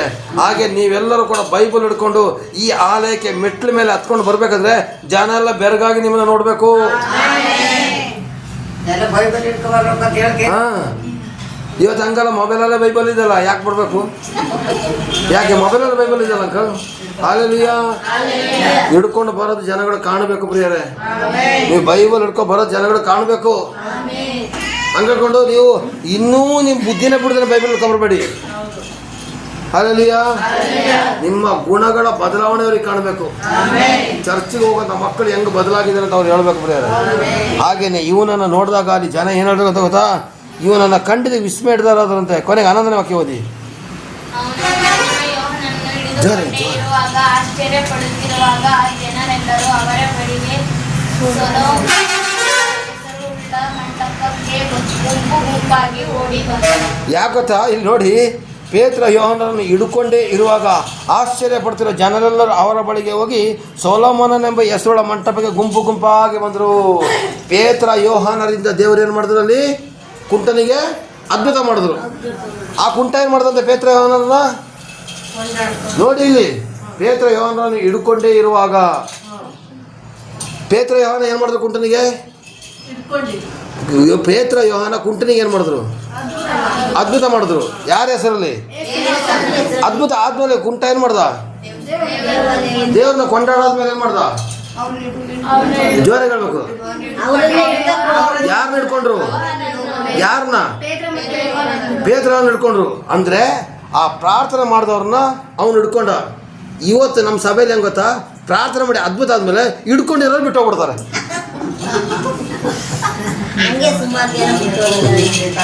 ಅದ್ಭುತ ಆಗಾರ ಹಿಡ್ಕೊಳ್ತಾರೆ. ಪಾಸ್ಟ್ರೇ ಪಾಸ್ಟ್ರೇ ಪಾಸ್ಟ್ರೇ ಪಾಸ್ಟ್ರೇ ಅಂತೇಳಿ ಅದ್ಭುತ ಆದ ತಕ್ಷಣ ಏನು ಮಾಡ್ತಾರೆ? ಬಿಟ್ಟು ಬಿಡ್ತಾರೆ. ಇವನು ಬಿಡ್ಲಿಲ್ಲ, ಇವನು ಹಿಡ್ಕೊಂಡಿದ್ದ. ಅದು ಇವತ್ತು ಸುಮಾರು ಜನ ಇದ್ದಾರೆ, ಅದ್ಭುತ ಆದಮೇಲೆ ಬಿಟ್ಟು ಹೋಗ್ಬಿಡ್ತಾರೆ. ಒಂದು ಸಲ ನನ್ನ ಮಗಳಿಗೆ ವಾಸಿ ಆಗಲಿ, ಏಸಪ್ಪನ ಹತ್ರನೇ ಕಳ್ಸೋದಿಲ್ಲ ಅಂತ ಹೇಳ್ತಾರೆ. ಒಂದು ಸಲ ಈ ಅಣ್ಣನಿಗೆ ವಾಸಿ ಆಗ್ಬಿಡ್ಲಿ, ನಾನು ಏಸಪ್ಪ ಹತ್ರ ಹೋಗೋದಿಲ್ಲ. ನಿನಗೆ ವಾಸಿ ಆಗಬೇಕಿದ್ರೆ ಏಸಪ್ಪ ಬೇಕಾಗಿತ್ತು, ಬರ್ತಿದೆ 7 ದೆವ್ವ ಎಕ್ಸ್ಟ್ರಾ. ಹಾಂ, ನೀನು ಮೋಸ ಮಾಡ್ತಿರೋದು ಯಾರಿಗೆ ಗೊತ್ತಾ? ಚಂದ್ರಶೇಖರನಿಗೆಲ್ಲ, ದೇವರಿಗೆ ನೀನು ಮೋಸ ಮಾಡ್ತಾ ಇದೆಯಾ? ವಾಸಿ ಆದ್ಮೇಲೆ ಪ್ರೈಸ್ ಲಾರ್ಡ್, ಪ್ರೈಸ್ ಲಾರ್ಡ್. ಎಚ್ಚರ. ಹಾಂ, ಗೊತ್ತಿಲ್ಲ. ಪಕ್ಕದಲ್ಲಿ ಒಬ್ಬ ಮುಸ್ಲಿಂ ಅವನೊಬ್ಬ ಇದ್ದ. ಅವನು ಮುಸ್ಲಿಮಲ್ಲೂ ಯೇಸು ಸ್ವಾಮಿ ಹೆಸರಿದೆ ಬೈಬಲಲ್ಲಿ. ಮುಸ್ಲಿಮಲ್ಲೂ ಅವ್ರ ಕುರಾನಲ್ಲಿ ಯೇಸು ಸ್ವಾಮಿ ಹೆಸರಿದೆ. ಯೇಸು ಸ್ವಾಮಿ ಹೆಸರಿಂದ ಬಿಡುಗಡೆ ಆಗ್ತದೆ, ಅದ್ಭುತ ಆಗ್ತದೆ ಅಂತ ಯೇಸು ಸ್ವಾಮಿ ಬೈಬಲಲ್ಲಿ ಬರ್ತಿದೆ. ಆ ಮುಸ್ಲಿಮಿಗೆ 7 ಮಕ್ಕಳು. ಕೊನೆಯ ಮಗನಿಗೆ ಫುಲ್ಲು ಜ್ವರ ಬಂದ್ಬಿಡ್ತು. ಆಗ ಅವನು ಏನಂತ ಪ್ರಾರ್ಥನೆ ಮಾಡ್ಕೊಂಡ ಗೊತ್ತಾ? ಮಾತಾಡಬೇಕು. ಅವನು ಏನು ಪ್ರಾರ್ಥನೆ ಮಾಡ್ಕೊಂಡ? ಕ್ರಿಸ್ಮಸ್ ಹಬ್ಬಕ್ಕೆ ನನ್ನ ಮಗನಿಗೆ ಏನಾದ್ರು ಗುಣ ಆಗ್ಬಿಟ್ರೆ ಕ್ರಿಸ್ಮಸ್ ಹಬ್ಬಕ್ಕೆ ನಾನೊಂದು ಕುರಿ ಕೊಡ್ತೀನಿ ಅಂತ ಅರ್ಕೆ ಮಾಡ್ಕೊಂಡ. ಆವಾಗ ಹಿರಿ ಮಗ ಬಂದು ಹೇಳ್ದಂತೆ, ಅಲ್ಲಪ್ಪ, ಜ್ವರ ವಾಸಿ ಆಗೋಕ್ಕೆ ಒಂದು ಇಂಜೆಕ್ಷನ್ ಇದ್ರೆ ಸಾಕು, ನೀನು ಕುರಿ ಕೊಡ್ತೀನಿ ಕ್ರಿಸ್ಮಸ್ ಹಬ್ಬಕ್ಕೆ ಅಂತ ಹೇಳ್ತಾ ಇದೆಯಲ್ಲ, ನ್ಯಾಯನ ಅಂತ ಕೇಳಿದಾಗ ಅವ್ನು ಹೇಳ್ದಂತೆ, ಮೊದಲು ಮಗನ ಜ್ವರ ವಾಸಿ ಆಗಲಿ, ಕುರಿ ಅಲ್ಲ, ಕುರಿದು ಕೂದಲು ಕೊಡೋದಿಲ್ಲ ಅಂತ ಹೇಳ್ದಂತೆ. ಕುರಿ ಅಲ್ಲ, ಕುರಿದು ಕೂದಲು ಕೊಡೋದಿಲ್ಲ ಅಂತ ಹೇಳ್ದಂತೆ. ಹಂಗೇನೆ ಒಂದ್ಸಲ ವಾಸಿ ಆಗಲಿ, ಚಂದ್ರಶೇಖರ್ ಅಂಕಲ್ಗೆ ಟಾಟಾ ಬಾಯ್ ಬೇಯ್ಬಿಟ್ಟು ಹೋಗ್ಬಿಡ್ತೀನಿ, ಚರ್ಚಿಗೆ ಟಾಟಾ ಬಾಯ್ ಬೇಯ್ಬಿಟ್ಟಿರ್ತೀನಿ. ಇಲ್ಲಿ ನೋಡಿ, ಪೇತ್ರ ಯೋಹಾನ ನಾವು ಹಿಡ್ಕೊಂಡೇ ಇದ್ದ ಪ್ರಿಯರೇ. ಆದರೆ ಇವತ್ತು ನಮ್ಮ ಕೈಯಿಂದ ಅದ್ಭುತ ಆಗಿರ್ತಕ್ಕಂಥ ವ್ಯಕ್ತಿಗಳು ಯೇಸುವಿನ ನಾಮದಲ್ಲಿ, ನಮ್ಮ ಕೈಯಿಂದ ಅಲ್ಲ, ಯೇಸು ನಾಮದಲ್ಲಿ ನಮ್ಮ ಕೈಯಿಂದ ಅದ್ಭುತ ಆಗಿರೋರು ಎಲ್ಲ ಬಿಟ್ಟು ಹೋಗಿದ್ದಾರೆ. ಇವತ್ತು ಅದ್ಭುತ ಆಗಿರೋರು ಬಿಟ್ಟು ಹೋಗಿದ್ದಾರೆ. ವಾಟಾಡೋರೆಲ್ಲ ಪವಿತ್ರರಿಂದ ಆ ಮಗು ಸತ್ತೋಗೋ ಸ್ಟೇಜ್ ಬಂದ್ಬಿಟ್ಟಿತ್ತು. ಮಧ್ಯರಾತ್ರಿ ನಾವು ಪ್ರಾರ್ಥನೆ ಮಾಡ್ದೋ. ಇವತ್ತು ಯಾವನು ಒಬ್ಬ ಬೀದಿ ಬಸ್ ಅಂತ ಒಬ್ಬ ಪಾಸ್ಟರ್ ಹಿಡ್ಕೊಂಡು ಅಲ್ಲಿ ಸೇವೆ ಮಾಡಿಸ್ಕೊಳ್ತಾ ಇದ್ದಾರೆ. ನಮ್ಮ ಸಭೆಯಲ್ಲಿ ಏನು ಗೊತ್ತಾ, ಅವರಿಗೆ ಕೇಳ್ದಂಗೆ ಕೊಡಬೇಕು. ನಾವು ನಮ್ಮ ಕೈಲಿ ಕೊಡೋಕೆ ತಾಕತ್ತಿಲ್ಲಮ್ಮ. ನಾವು ಬೇರೆ ಸೆಕ್ಯೂರಿಟಿ ಗಾರ್ಡ್ ಕೆಲಸ ಮಾಡ್ಕೊಂಡು ಜೀವಮಾನ ಮಾಡ್ಕೊಂಡು ಸಭೆ ನಡೆಸ್ತಾ ಇದ್ದೀನಿ. ನಾನು ಬ್ರಾಹ್ಮಣ ಕುಟುಂಬದಲ್ಲಿ, ಅಮ್ಮ ಕೊಡೋ ಕುಟುಂಬದಲ್ಲಿ ಹುಟ್ಟಿದ್ರು ಕೂಡ ಪೂಜೆ ಪುನಸ್ಕಾರವನ್ನೆಲ್ಲ ಬಿಟ್ಟು ಸೆಕ್ಯೂರಿಟಿ ಗಾರ್ಡ್ ಕೆಲಸ ಮಾಡಿಕೊಂಡು ನಾನು ಇವತ್ತು ಸೇವೆ ಮಾಡ್ಕೊಳ್ತಾ ಇದ್ದೀನಿ. ಅವರಿಗೆ ಬರ್ತಾ ಇದ್ದ ಕೊಡ್ತಾ ಇದ್ದಾರೆ, ನಮಗೆ ಕೊಡೋಕ್ಕಾಗೋದಿಲ್ಲ. ಅವರಿಗೆ ಮಗುಗೆ ಅದ್ಭುತ ಆಗಿದೆ, ಅವರಿಗೆ ಆಶ್ಚರ್ಯ ಇಲ್ಲ. ಅವ್ರದ್ದೇನು ಗೊತ್ತಾ, ಸಡನ್ನಾಗಿ ಎಲ್ಲ ಕೊಡೋಂಥ ಪಾಸ್ಟ್ಗಳ ಕೈಗಳು ಹೋಗಲಿ ಭೂಲೋಕದ ಸಂಪಾದನೆ ಇರತಕ್ಕಂಥ ಪಾಸ್ಟ್ಗಳ ಹತ್ರ ಹೋಗಲಿ, ತಲೆ ಕೆಡಿಸ್ಕೊಳ್ಳೋದಿಲ್ಲ. ಅಲ್ಲಲ್ಲಿಯ ನಮ್ಮ ಈ ಸಭೆಯಲ್ಲಿ ಪರಲೋಕದ ಆಶೀರ್ವಾದ ಮಾತ್ರ. ಯಾಕೆಂದ್ರೆ ಯಾರಿಗೆ 10 ರೂಪಾಯಿ ಕೊಡೋಕೆ ಆಗೋದಿಲ್ಲ ನನ್ನ ಕೈಲಿ. ನಾನು ಬೇಕಾದಷ್ಟು ಯೇಸು ನಾಮದ ಆಶೀರ್ವಾದವನ್ನು ಕೊಡ್ತೀನಿ. ನನ್ನಲ್ಲಿ ಇರೋದು ಯಾವುದು? ಯೇಸುವಿನ ನಾಮ. ಪೇತ್ರ ಯೋಹಾನರ ಕೈಲಿದ್ದಿದ್ದು ಯಾವುದು? ಪೇತ್ರ ಯೋಹಾನರ ಕೈಲಿ ಯಾವುದಮ್ಮ ಇದ್ದಿದ್ದು? ಅದನ್ನ ಅವ್ರು ಕೊಟ್ಟಾಗ ಹುಟ್ಟುಕುಂಟ ಇದ್ದೀನದ. ನಾನು ನನ್ನ ಕೈಲಿರೋದು ಯೇಸು ನಾಮನ ಕೊಡ್ತೀನಿ ಹೊರತು ಒಬ್ರಿಗೆ 1 ರೂಪಾಯಿ ಸಹಾಯ ಮಾಡೋದಿಲ್ಲ. ನಾನು ಕೆಲಸ ಮಾಡೋದಕ್ಕಂತ ಇದರಲ್ಲಿ ನಮ್ಮ ಕಾಣಿಕೆ ಚೀಲನ ಮತ್ತೆ ಆ ಕ್ಷಣದಲ್ಲೇ ಬಿಚ್ಚಿಬಿಟ್ಟು ಲೆಕ್ಕ ಹಾಕಿ ಇಷ್ಟೊಂದು ಜನ ಇರ್ತಿರಲ್ಲ, ಬರೀ ಕೇವಲ ತಿಂಗಳಿಗೆ ಬರೀ 2 ಸಾವಿರ ಬರ್ತದೆ, ವಾರಕ್ಕೆ 300-350 ಮಾತ್ರ ಬರೋದು. ಆದರೂ ಈ ಸಭೆಯಲ್ಲಿ ಊಟ ಆಗ್ತಿರೋದು ಯಾಕತ್ತಾ? ನನಗೆ ನನ್ನ ಸಂಪಾದನೆ ಹಣದಲ್ಲೇ ನಾನು ಖರ್ಚು ಮಾಡ್ತಾ ಇದ್ದೀನಿ. ಯಾಕೆ? ನಿಮಗೆ ಒಳ್ಳೇದಾಗಬೇಕು ಅಂತೇಳಿ. ನಾನು ಕೂಡ ಕಾಯಿಲೆದಲ್ಲಿದ್ದಾಗ ಯೇಸು ಸ್ವಾಮಿ ಒಳ್ಳೇದು ಮಾಡಿದ್ದಕ್ಕೆ, ನಾನು ಸತ್ತೋಗ್ಬೇಕಾಗಿರ್ತಕ್ಕಂಥ ವ್ಯಕ್ತಿ ನನಗೆ ಒಳ್ಳೇದು ಮಾಡಿದ್ದಕ್ಕೆ, ನನಗೆ ಮಾಡಿರೋದ ಉಪಕಾರ ನೆನೆಸಿ ನಾನು ಮಾಡ್ತಾ ಇದ್ದೀನಿ. ಆಮೇಲೆ ಅದಲ್ಲಿಯ ದೇವರ ನಾಮ ಸ್ತೋತ್ರ ಆಗಲಿ. ಆಮೇಲೆ ಹಾಗಾದರೆ ಒಂದು ವಿಷಯ ಚೆನ್ನಾಗಿ ಅರ್ಥ ಮಾಡ್ಕೊಳ್ಳಿ, ನಮ್ಮ ಕೈಯಲ್ಲಿ ಆ ಶಕ್ತಿ ಇದೆ. ಇದೇ ಮೂಗುರಮ್ಮ ಪ್ರಾರ್ಥನೆ ಮಾಡಿ, ಮೂಗುರಮ್ಮನ ಆ ಏರಿಯಾದಲ್ಲಿ ದೆವ್ವಗಳನ್ನ ಬಿಡಿಸಿದ್ರೆ ನನ್ನ ಕಿವ್ಯಾರೇ ಕೇಳಿದ್ರಿ. ಇವರ ಮಗಳ ಬಟ್ಟೆ ಒಳಗಡೆ ಹಾವು ನುಗ್ಗಿ ಹೊಟ್ಟೆ ಹತ್ರ ಹಿಂಗೆ ಅಲ್ಲಾಡ್ತಿದ್ದಂಥ ಹಾವನ್ನ ತೆಗೆದು ಬಿಸಾಕಿದ್ದಾರೆ. ಆದರೆ ಹಾವು ಕಚ್ಚಿಲ್ಲ. ಯಾಕತ್ತ? ಅವ್ರ ಮನೇಲಿ ದೇವ್ರ ಕಾರ್ಯ ಮಾಡ್ತಾ ಇದೆ. ಆ ಮೂಗುರಮ್ಮನ ಮನೆಯಲ್ಲಿ ಮಾಡಿರ್ತಕ್ಕಂಥ ಕಾರ್ಯ ನನ್ನ ಮನೆ ನಿನ್ನ ಮನೆ ಯಾಕೆ ಆಗೋದಿಲ್ಲ? ಆಗಬೇಕಾದ್ರೆ ಪ್ರಾರ್ಥನೆ ಬೇಕು. ಏನು ಬೇಕು? ಪ್ರಾರ್ಥನೆ ಇರಬೇಕು ಪ್ರಿಯರೇ. ಇವತ್ತು ಪ್ರಾರ್ಥನೆನೇ ಇಲ್ಲ. ವಾರಕ್ಕೊಂದ್ಸಲ ಬಂದ್ಬಿಟ್ಟು ಭಾನುವಾರ ದಿವಸ ಬಂದ್ಬಿಟ್ಟು ನಂಬಿ ಬಂದ ಎಲ್ಲರಿಗೂ ಶುಭವು ಏರಳವು ಸಿಗ್ತಿದೆ ನಿಮಗೆ. ಏರಳ ಶುಭ ಅಲ್ಲಿಯ ನಂಬಿರುವೆ ನಂಬತಕ್ಕ ತಂದೆ ಅಲ್ಲಿಯ. ನಿಮ್ಮ ನಂಬಿಕೆ ವಾರಕ್ಕೊಂದ್ಸಲ ಅಲ್ಲ, ಪ್ರತಿದಿನ ಪ್ರತಿ ಕ್ಷಣ ಬೇಕು. Hallelujah, praise lord, praise lord, praise lord. ಇರಲಿ, ಮುಂದೆ ಬಾಕಿ ನಾವು ಅದನ್ನು ಅಲ್ಲಿ ಪೇತ್ರ ಯೋಹಾನ ಹಿಡ್ಕೊಂಡೆ ಇರುವಾಗ ಆಶ್ಚರ್ಯಪಡೋ ಜನರು ಸೋಲೋಮನ ಮಟ್ಟಕ್ಕೆ ಗುಂಪಾಗಿ ಬಂದರು. ನಾನು ನೋಡಿದಾಗ ಜನಗಳು ಗುಂಪಾಗಿ ನಿಮ್ಮ ಹಿಂದೆ ಬರಬೇಕಂತೆ. ನಾನು ನಿಮ್ಗೆ ಒಂದೇ ಒಂದು ಮಾತು ಹೇಳಲ್ಲ ಪ್ರಿಯರೇ, ನೀವು ಜನಗಳಿಗೆ ಯೇಸು ಬಗ್ಗೆ ಹೇಳಲೇಬೇಡಿ. ನಿಮ್ಮನ್ನು ನೋಡಿದಾಗ ಜನ ಬರಬೇಕು. ಚರ್ಚಿಗೆ ಹೋಗ್ತಿದ್ದಾಳೆ, ನಮ್ಮ ಕುಟುಂಬನ ಬಿಟ್ಬಿಟ್ಲು, ನಮ್ಮ ಜಾತಿ ಬಿಟ್ಬಿಟ್ಲು, ನಮ್ಮ ಧರ್ಮ ಬಿಟ್ಬಿಟ್ಲು ಎಲ್ಲ ಹೇಳ್ತಾರೆ ನೋಡಿ. ಅಂಥವ್ರು ಸ್ಟಾರ್ಟಿಂಗ್ ನಿಮ್ಮನ್ನು ಹೇಳಿಸ್ತಾರೆ. ಆದರೆ ಬರ್ತಾ ನಿಮ್ಮನ್ನು ನೋಡಿ ಅವರು ಬರಬೇಕು. ನಾವು ಹೋಗಿ ಯೇಸುವಿನ ಬಗ್ಗೆ ಹೇಳೋದೇ ಬೇಡ, ಆಟೋಮೆಟಿಕ್ಕಾಗಿ ಅವರೇ ಬರ್ತಾರೆ. ಅವರು ಬರೋದಕ್ಕಿಂತ ಮೊದಲೇ ನಾವು ಹೇಳಬೇಕು, ನನ್ನಲ್ಲಿರೋ ಯೇಸುವನ್ನು ನಾನು ನಿನಗೆ ಕೊಡ್ತೀನಿ ಅಂತ ಅವಾಗ ಹೇಳಿ. ಅವತ್ತು ಹುಟ್ಟುಕುಂಟ ನನಗೆ ಭಿಕ್ಷೆ ಕೊಡಬೇಕು ಅಂತ ಕೇಳ್ದ ತಕ್ಷಣ ಯೇಸುನ ಅಲ್ಲಿ ಕೊಟ್ಟರು. ನಿಜನಾ? ಅಲ್ಲಲ್ಲಿಯ ಹುಟ್ಟುಕುಂಟ ಅಲ್ಲಿವರೆಗೂ ಪೇತ್ರ ಯೋಹಾನ ಎಷ್ಟು ಸಲ ಹೋಗಿ ಬಂದಿರ್ಬೋದು, ದೇವಸ್ಥಾನಕ್ಕೆ ಎಷ್ಟು ಸಲ ಹೋಗಿ ಬಂದಿರ್ಬೋದು. ಅವನ ದಿನ ಕೂರಿಸ್ತಾ ಇದ್ರು. ಆದರೂ ಅವನು ಒಂದು ದಿವಸ ಭಿಕ್ಷೆ ಕೊಡಬೇಕು ಅಂತ ಕೇಳಲಿಲ್ಲ. ಇವರು ಯೇಸುನ ಕೊಡಲಿಲ್ಲ. ಇದ್ದಕ್ಕಿದ್ದೇನೆ ಒಂದು ದಿವಸ ನನಗೆ ಭಿಕ್ಷೆ ಕೊಡಬೇಕಂತ ಕೇಳ್ದ. ಭಿಕ್ಷೆ ಕೊಡೋಕೆ ನನ್ನ ಬೆಳ್ಳಿ ಬಂಗಾರ ಇಲ್ಲ, ನನ್ನಲ್ಲಿರೋ ಯೇಸು ಕ್ರಿಸ್ತನ ನಿನಗೆ ಕೊಡ್ತೀನಿ ಅಂತ ಹೇಳಿದಾಗ ತಕ್ಷಣ ಅವನಿಗೆ ಅದ್ಭುತ ಆಯ್ತು. ಅರ್ಥ ಆಯ್ತಾ? ಅವರು ಹಾಗೇನೆ ನಿಮ್ಮ ಹತ್ರ ಬರ್ತಾರೆ. ಅಕ್ಕ ನೀ ಚರ್ಚಿಗೆ ಹೋದ್ಮೇಲೆ ಉದ್ಧಾರ ಆಗಿ ನಾನು ನೋಡಿದೆ, ನನ್ನ ಕರ್ಕೊಂಡು ಹೋಗಕ್ಕ, ನನ್ನ ಕರ್ಕೊಂಡು ಹೋಗೋಣ, ನನ್ನ ಕರ್ಕೊಂಡೋಗಿ ಬಾವೆ, ನನ್ನ ಕರ್ಕೊಂಡೋಗಿ ಮಾವೆ ಅಂತ ಕರೆದಾಗ ನೀವು ಮಾವ ಕರ್ಕೊಬನ್ನಿ. ಆಮೇಲೆಯಾ ನಿಮ್ಮಲ್ಲೇ ಬೆಳಕಿಲ್ಲ ಅಂದರೆ ಜನಗಳು ಹೆಂಗೆ ಬರ್ತಾರೆ? ಮತ್ತಾಯ 5:16 ತೆಗೀರಿ, ಬೇಗ ಮತ್ತಾಯ 5:16. ಟಿ ವಿಲಿ ಬೇಡ, ಬುಕ್ಕಲ್ಲಿ ತೆಗೀರಿ. ಮತ್ತಾಯ 5:16 ಬೇಗ ಓದವ ಸ್ವಲ್ಪ. ಮತ್ತಾಯ 5:16 ಸ್ವಲ್ಪ ಓದಿ. ಮನೆಯಲ್ಲಿರುವವರೆಲ್ಲರಿಗೆ ಸರ್ ಕೆಳಗಡೆಯಿಂದ ಅದರ ನಿಮ್ಮ ಬೆಳಕು ಜನರ ಮುಂದೆ ಪ್ರಕಾಶಿಸಲಿ. ನಿಮ್ಮ ಬೆಳಕು ಜನರ ಮುಂದೆ ಪ್ರಕಾಶಿಸಲಿ. ನಿಮ್ಮ ಬೆಳಕು ಜನರ ಮುಂದೆ ಪ್ರಕಾಶಿಸಲಿ. ನಿಮ್ಮ ಬೆಳಕು ಏನಾಗಬೇಕು? ಜನಗಳ ಮುಂದೆ ಪ್ರಕಾಶಿಸಬೇಕು. ಇವತ್ತು ಪ್ರಕಾಶಿಸ್ತಾ ಇಲ್ಲ, ನಿಮ್ಮ ಮನೆ ಒಳಗಡೆ ಮಾತ್ರ ಪ್ರಕಾಶಿಸ್ತಾ ಇದೆ. ಜನಗಳ ಮುಂದೆ ಪ್ರಕಾಶ ಬರಬೇಕು. ಚರ್ಚಿಗೆ ಬರೋರ ಕಂಡಾಗ್ಲವ್ರಿಗೆ ಆಶ್ಚರ್ಯ ಆಗ್ಬಿಡ್ಬೇಕು. ಹೀಗಾದರೆ ಅವರು ನಿಮ್ಮ ಒಳ್ಳೆ ಕ್ರಿಯೆಗಳನ್ನು ನೋಡಿ ಪರಲೋಕದಲ್ಲಿರುವ ನಿಮ್ಮ ತಂದೆಯನ್ನು ಕೊಂಡಾಡುವರು. ಇನ್ನೊಂದ್ಸಲ ಜೋರಾಗಿ ಹೇಳವ. ಹೀಗಾದರೆ ಅವರು ನಿಮ್ಮ ಒಳ್ಳೆ ಕ್ರಿಯೆಗಳನ್ನು ನೋಡಿ ಪರಲೋಕದಲ್ಲಿರುವ ನಿಮ್ಮ ತಂದೆಯನ್ನು ಕೊಂಡಾಡುವರು. ನಿಮ್ಮ ಒಳ್ಳೆಯ ಕ್ರಿಯೆಗಳನ್ನು ನೋಡಿ ಅವರು ಜನಗಳನ್ನ ಕೊಂಡಾಡಬೇಕು. ಇಲ್ಲಿ 11ನೇ ವಾಕ್ಯದಲ್ಲಿ ಪೇತ್ರ ಯೋಹಾನರು ಹಿಡ್ಕೊಂಡಿರುವಾಗ ಆಶ್ಚರ್ಯಪಟ್ಟ ಜನರು ಸೊಲೊಮೋನ ಎಂಬ ಹೆಸರುള്ള ಮಂಟಪಕ್ಕೆ ಗುಂಪು ಬಂದ್ರು. ಯಾಕೋತಾ ಇವರು ನಡೆಸಿರತಕ್ಕಂಥ ಕ್ರಿಯೆಗಳನ್ನು ನೋಡಿ ಬಂದರು. ಹಲ್ಲೆಲೂಯ. ಇವರು ನಡೆಸಿದಂಥ ಕ್ರಿಯೆಗಳನ್ನ ನೋಡಿ ಏನಾದ್ರು ಜನಗಳು ಹೆಂಗ್ ಬಂದ್ರಂತೆ? ಗುಂಪಾಗಿ ಬಂದ್ರಂತೆ. ಹಲ್ಲೆಲೂಯ. ಇವತ್ತು ರಾಜಮ್ಮನ ಮನೇಲಿ ರೆಸ್ಟ್ ಇರಬಾರ್ದು, ಗುಂಪಾಗಿ ಬರಬೇಕು. ಏನೋ 2 ಹಸುನ ಮಾರ್ಬಿಡ್ತೀನಿ ಕಣ ಅಂತ ಹೇಳ್ಬೇಕು. ಯಾಕೆ? ಜನಗಳಿಗೆ ರೆಸ್ಟ್ ಇರೋದಿಲ್ಲ ನಿಮಗೆ. ಹೀರೋ 2 ಹಸುನ ಮಾರ್ಬಿಡೆ, ನನಗೆ ಜನಗಳನ್ನ ಸುಧಾರಿಸೋಕೆ ಕಷ್ಟ ಹೇಳಿ ಬಂದವರಿಗೆಲ್ಲ ಆಶೀರ್ವಾದ ಮಾಡೋಂಗಿರ್ಬೇಕು.